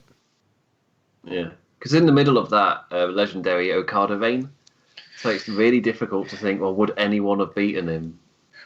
Yeah, and that's hindsight. Like, we know that now, but we didn't know it at the time, and it makes sense. And then there's the Kenny Omega reign, and those two, I can't see those not happening. I can't see the Naito reign not happening. The one I can see not happening is definitely the Tanahashi one. And maybe the Jay White one probably still would have happened, but I think Jay White doesn't probably get that title shot or that title reign without Kenny Omega leaving as well. Right. So there's a lot of moving pieces. It's hard to say. But, I mean, I don't know. In 2017, it felt like he was one of the next guys for sure. So his next question, what matches would you have loved to see a healthy and prime Katsuyori Shibata have with the current NJPW roster? And just for fun, give him a rating on the Bret Hart wrestler scale. Okay. Easy. Shingo. Yes. Oh, that's my first choice as well. Shingo's going to be the answer for everybody who ever asks us about like a fantasy match that hasn't happened because he wasn't in the company all those years. Yeah. A never title match with Shingo and Shibata would be incredible. I mean, I would love to see him and Zack Sabre in a New Japan ring. We got it in Rev Pro a few times, and the one we got was disappointing due to the bullshit, and it didn't live up to the hype. Also, heavyweight Will Ospreay. Yeah, I think that would be all great. Also, we only got the one Kota Ibushi match back in 2015, and it was like 15-minute banger, and like to see them have a proper match would be incredible. Yeah, I'm not going to argue against anybody against Kota Ibushi, so yeah, that sounds great. Hell, bring Kenny back. Let them run it. Open the forbidden door. Open the forbidden door. And then now Bret Hart wrestler scale. So look, Mike, work, it factor. As far as look, what would you guys rate him? 8.5. because he is the wrestler. Yeah, I think 8.5 is a solid look for him. For look. So look, Mike's he didn't talk much, so yeah. But when he did, but when he does, it's always impactful. It's always meaningful. It's not. I mean, I don't know. 7? 7.5? Yeah, 7.5 or 7? Let's bump it up. They have weight, even though he doesn't use them much. 7.5. That's all. All right, so look might work. 10? His work is really high. I'd go I don't know if I go 10, maybe 9.5. 9.5. Okay. Yeah, ditto. And then it factor. Who 10? Yeah. So pretty high score there. No one added up because we're all bad at math. Right. It's 4 a.m. I'm not doing any math. Oh my gosh. Yeah, so if anybody wants to add it up on the air, you guys can do that and see. Yeah, it's a really high score. All right. Are you doing the math, young boy? No, I was waiting for you to ask the next question. I'm not doing the math. I'm bad at math. I'm not doing it. He says, lastly, not an NJPW topic, but producers of Dark Side of the Ring have said that they get a season 3. They would like to go international like Japan. If they could, what dark, sad, shady wrestling stories from Japan would you like to see them cover? Then mine would be Misawa's death. We had this question through 2 or 3 weeks ago, and I named 6 or 7 Japanese scandals. Yeah. I think somebody else, also somebody differently asked, but yeah, we did talk about a few. You did talk about a few Japan scandals. So yeah, there's. Yeah, so I remember Josh answering it. The easy answer is, well, there's lots of Yakuza stuff. Yeah, there's a bunch of Yakuza stories, and there's a bunch of wrestlers' deaths, bad, dojo stories, people getting killed, people getting, mishandled, mistreated, stuff like that. I mean, there's a lot of stories, and then deaths in the ring and injuries. Those are real things that have happened. So yeah. Next question from Reddit user Guilty Watts says, if there is a G1, hopefully, what do the blocks look like given that a lot of the foreign talent won't be able to make it to Japan? Well, first off, we don't know that a lot of talent won't be able to make it necessarily because we don't know what the travel restrictions will look like towards the end of the year. Hypothetically, if talent were able to get there, they'd still have to quarantine most likely for a few weeks. So that's kind of a question there. I think New Japan has enough domestic talent to, if they really want to just do their 10-10 block, they could do it and give a lot of new guys opportunities that they don't normally get. Right. Yeah, like last year where we saw Shingo and Will Ospreay kind of get in as juniors. Just can repeat that, have a few more juniors who wouldn't normally get a shot. And you can give Kojima his last G1 run, get him in there. Yeah, heck, give Hama a run, whatever. We got some slots to fill up. Just don't put him on commentary. That's all. And then last question here from Reddit user Just a Little Bear 01 says, I know the concept of face and heel is sometimes more nebulous in New Japan, but in general, were Legend and Rise heel or face stables, or did it depend on who they were against? I don't really know, to be honest with you, but I think I've always heard that they were heels, but I really don't know. Yeah, Rise especially, I think I've heard more that they were heels, but again, it's heard, not very experienced. Yeah, and I have no clue. Great question. Keep them rolling in the future. We'll give you the great answers we give. Especially Murray.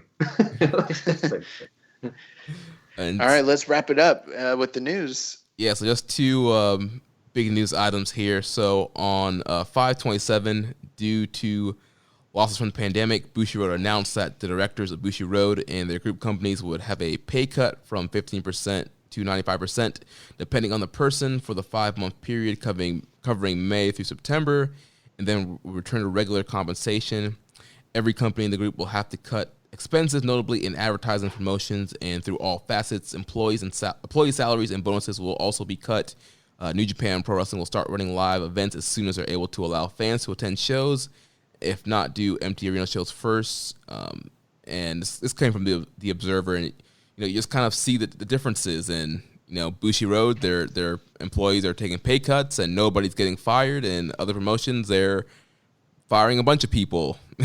So I mean, it's pretty simple. If you are someone who is well off and wealthy and you're fortunate enough to be in a position like that, maybe you taking the 95% pay cut and working for free for a while to ensure the prosperity of your company, the workers, and the product makes sense. At least to me, logically, it does.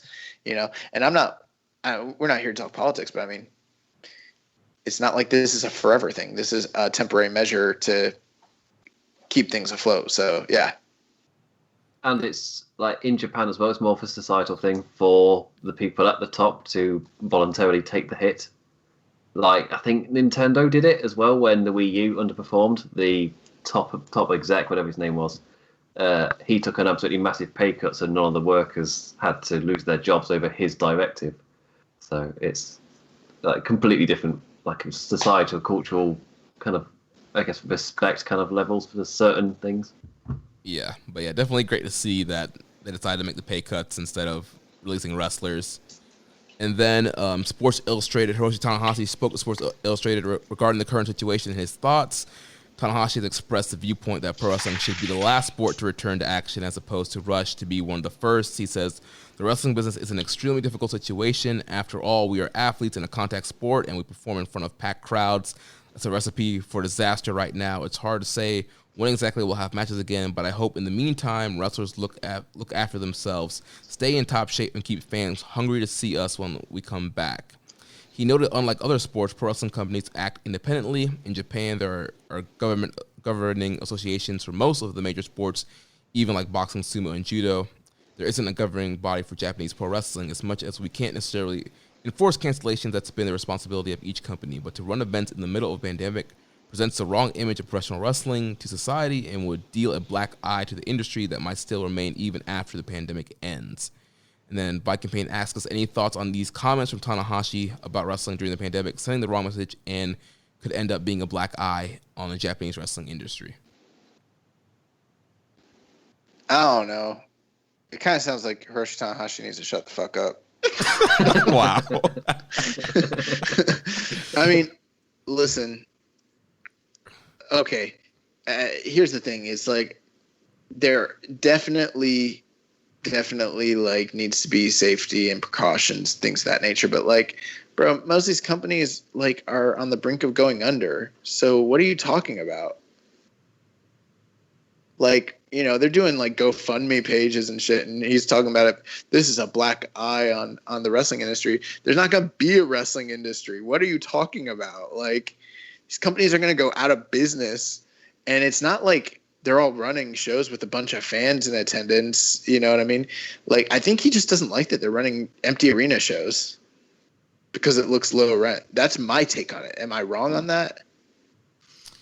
Yeah, I'm not sure. Like, I think at one point he is kind of concerned about, wrestler and fan safety, and most people have applauded New Japan for not running any kind of shows during this time, and so I don't know, maybe he just kind of wants things to be safe as possible. But part of that too, Here's the thing: there are worse places you could be running empty arena shows than Japan. And if you look at the cases that they've had and the way that their health administration has handled things, and I'm not like an advocate for this. I talked very differently about this whole situation weeks ago, but I think everything is very fluid, and I think we need to be able to adjust based on the information we have, and look at what like all these other companies have run empty arena shows, and it's been a very, very low or literally none. There's been like 1-2 cases that have ever come out, and they weren't from major wrestling promotions. Like, I don't know. Like, I get the concern, but I don't know. It sounds like maybe you shouldn't be talking about all the other wrestling companies. Just talk about what New Japan's doing. Like, New Japan's handling it great. Like, they're able to. They're in an ideal world, nobody would run, and that's perfect. But it's not an ideal world, and not every company can not run realistically, or they're going to go out of business. So Because haven't the other companies, there's been like empty arena shows have been happening? All of them. All of them in Japan. Big Japan, DDT, Noah, Dragon All Gate. Japan, Dragon Gate. They've all done it. New Japan's the only one that hasn't, even most of the Joshi companies, and it's all because they're going to go out of business if they don't run. Yeah. So, I mean, like, it's easy to say this. It's easy to say you guys shouldn't be doing it when you're in a position where you are able to not do it. Right. I think that's the difference. Like, New Japan have the ability. And I think one of the things from his full quote, which I'm not sure was there, was just that he was saying that the other sports industries in Japan are kind of safe where they've got officiating bodies over the top of them that can overlook all of the different teams, all the different leagues, and keep everybody kind of in check and oversight them. Wrestling doesn't have that. It's up to each individual promotion by themselves to decide what to do or to look after their own well-being. And that means that the kind of foundation that's there for the other sports in Japan doesn't exist for wrestling. But then after saying that, obviously he comes to the same conclusion of, well, I feel like wrestling should be the last thing to return. I think that's a terrible... and I've said this since he said it. There's no way wrestling should be the last thing to return. Wrestling should come back when it is a smart and safe and viable choice based on the science and the recommendations. Why would you recommend that wrestling be the last thing to come back? Like, okay, y'all are clear to go. Everybody, you guys can run shows now. It's safe. Wrestling goes, no, we're going to hold back. I want to make sure that judo and baseball and, soccer and rugby and all you guys are good to go, and make sure the concerts, everyone come back. And then once y'all are done, let us know. We'll go last. That's stupid. That's stupid. He just doesn't want to do the sad moment of doing his air guitar in the middle of the ring and then goes to throw it and then there's no one there. Yes. Nobody to throw it back to him. When I say he needs to shut the fuck up, I'm just being facetious. But, like, in all seriousness, I think that New Japan has handled the situation as best they possibly could, and it's been really great. And you know what? Many of those companies, when they ran the empty arena shows before, it probably wasn't safe. It probably wasn't a smart idea. But at this point, it turns out that their gamble wasn't as bad as we thought it was.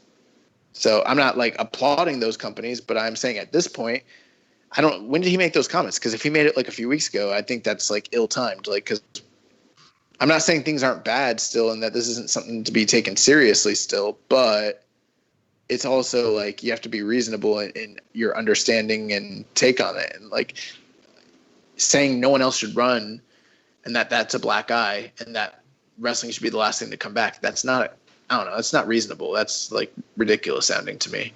Well, if I'm right, they're the same comments that he gave when he was speaking to the government. Yeah, right, yeah. But that was what, a month or so ago? Yeah, that was a long time ago. Earlier. And back then, I remember I agreed with him at that point then, because, of course, at that point, there was lots of anger of the American companies still putting it out when we didn't know whether it was safe or not to do so. Now we know a lot more. We know we don't know a lot more. And I think there was things to criticize about what they did, when they did it, and how they did it. But there's a lot of things to applaud as well. You know what I mean? Like, and I don't know all the details, but from what I understand, like, in America, many of the companies are running multiple tests, multiple checks, multiple precautions. You know what I mean? Like, everyone but WWE, essentially, yeah.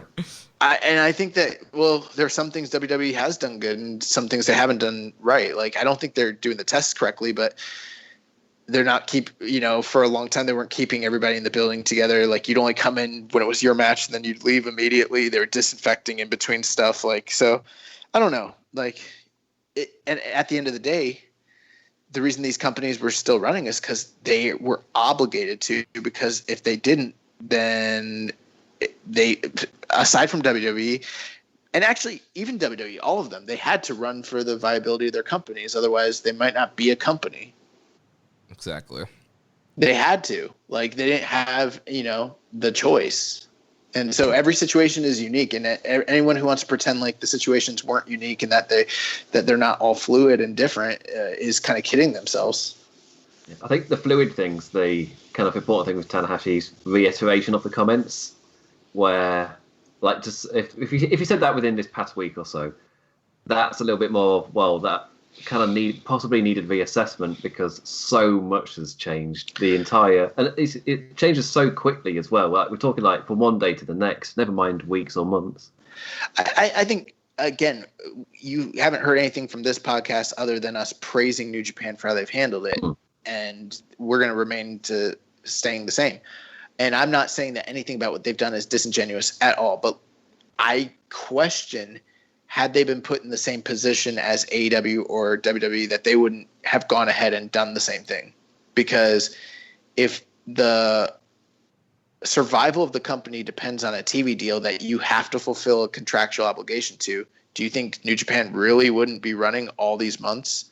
If they were going to go under, for sure, do you think Harold Mai, with them being publicly traded and having shareholders and everything, like, you think he's not going to find a way to run shows? Like, they probably would have. They're just fortunate to be in a position where they don't have a TV deal like that. They're not, their business isn't set up and isn't contingent on TV deals.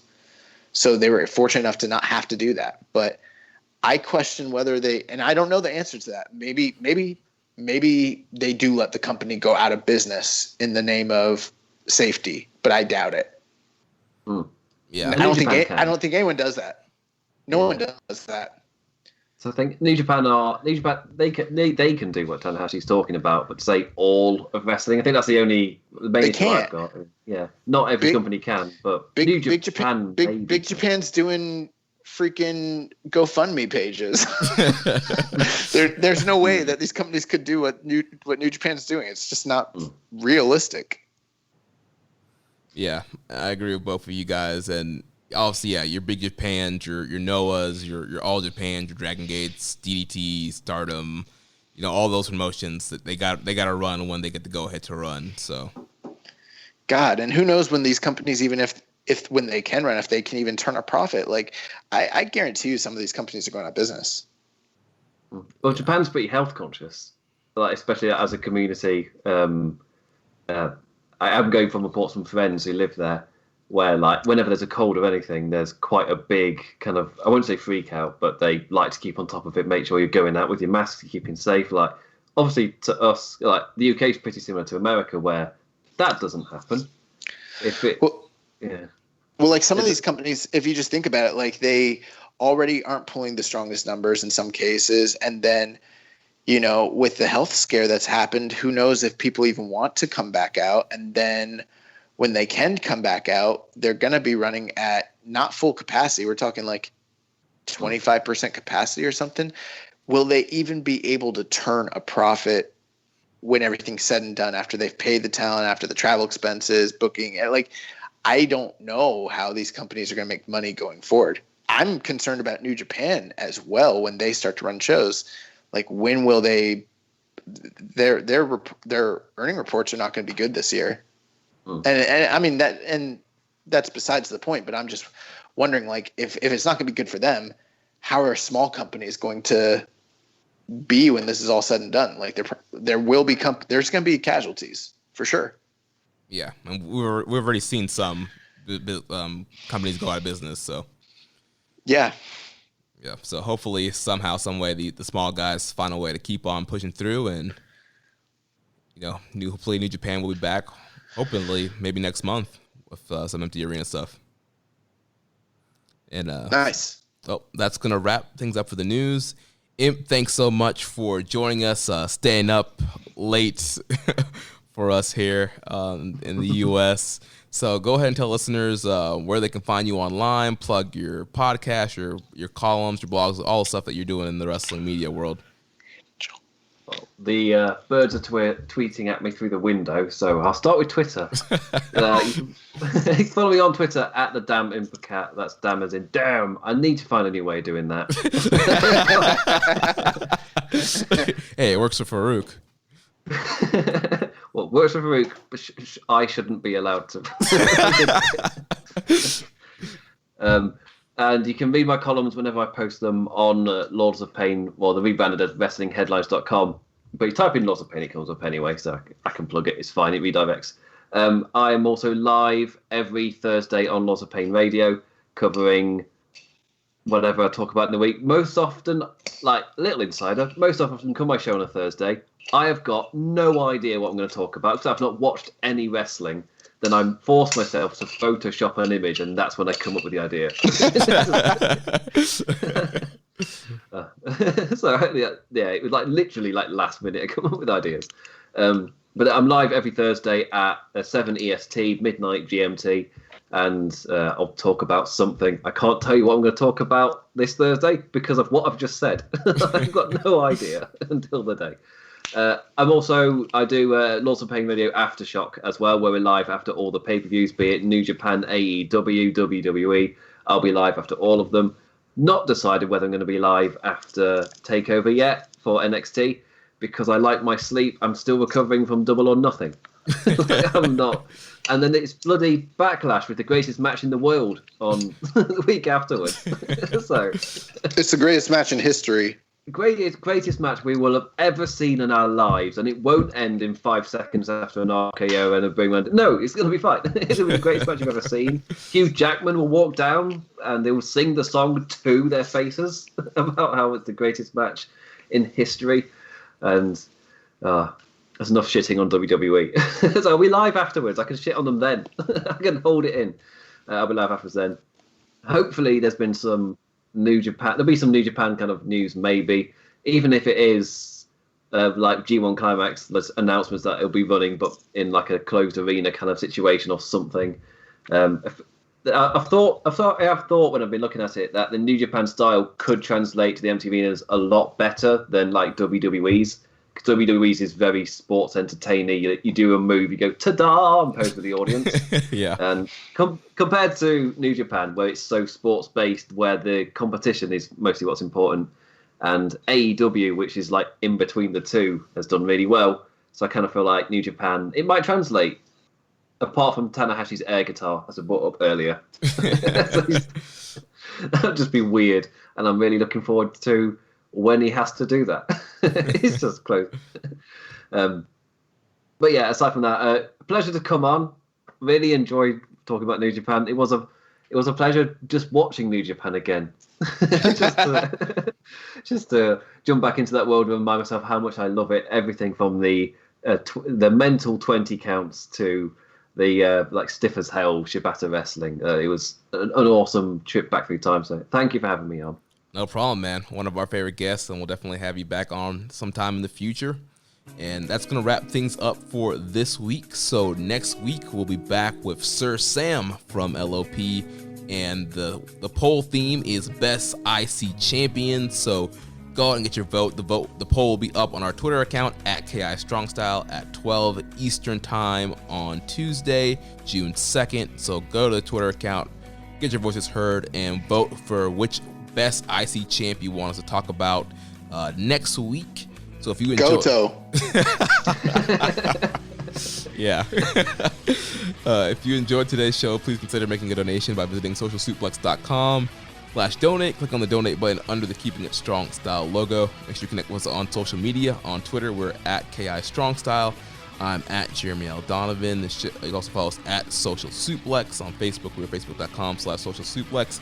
Also find us in the Wrestling Squared Circle Facebook group, facebook.com/group/Wrestling Squared Circle. On Instagram, we're at Social Suplex. On Reddit, I'm the Poor Black Guy. Josh is Keeping It Strong Style. You can email me, Jeremy, at socialsuplex.com. Check out our Discord server, Social Suplex. And check out all the other shows on the Social Suplex Podcast Network. We have One Nation Radio, hosted by Rich Latta and James Boyd. We have Grown Men Watch This Shit, hosted by Jeremy Tate and Chris Bryan. Get in the Ring with Danny and Beast Mike, and All Things Elite with Floyd Johnson Jr., Amy O, Tiffany, and his new co-host Austin. So check that out, and hopefully soon we'll have Ricky and Clive Wrestling Show back for you guys as well. Don't forget to subscribe, leave a rating and review, and we will catch you next week on Keeping It Strong Style, the ace of podcasts. Ijo. That's all. Thank you for listening to Keepin' It Strong Style. We'll see you next time.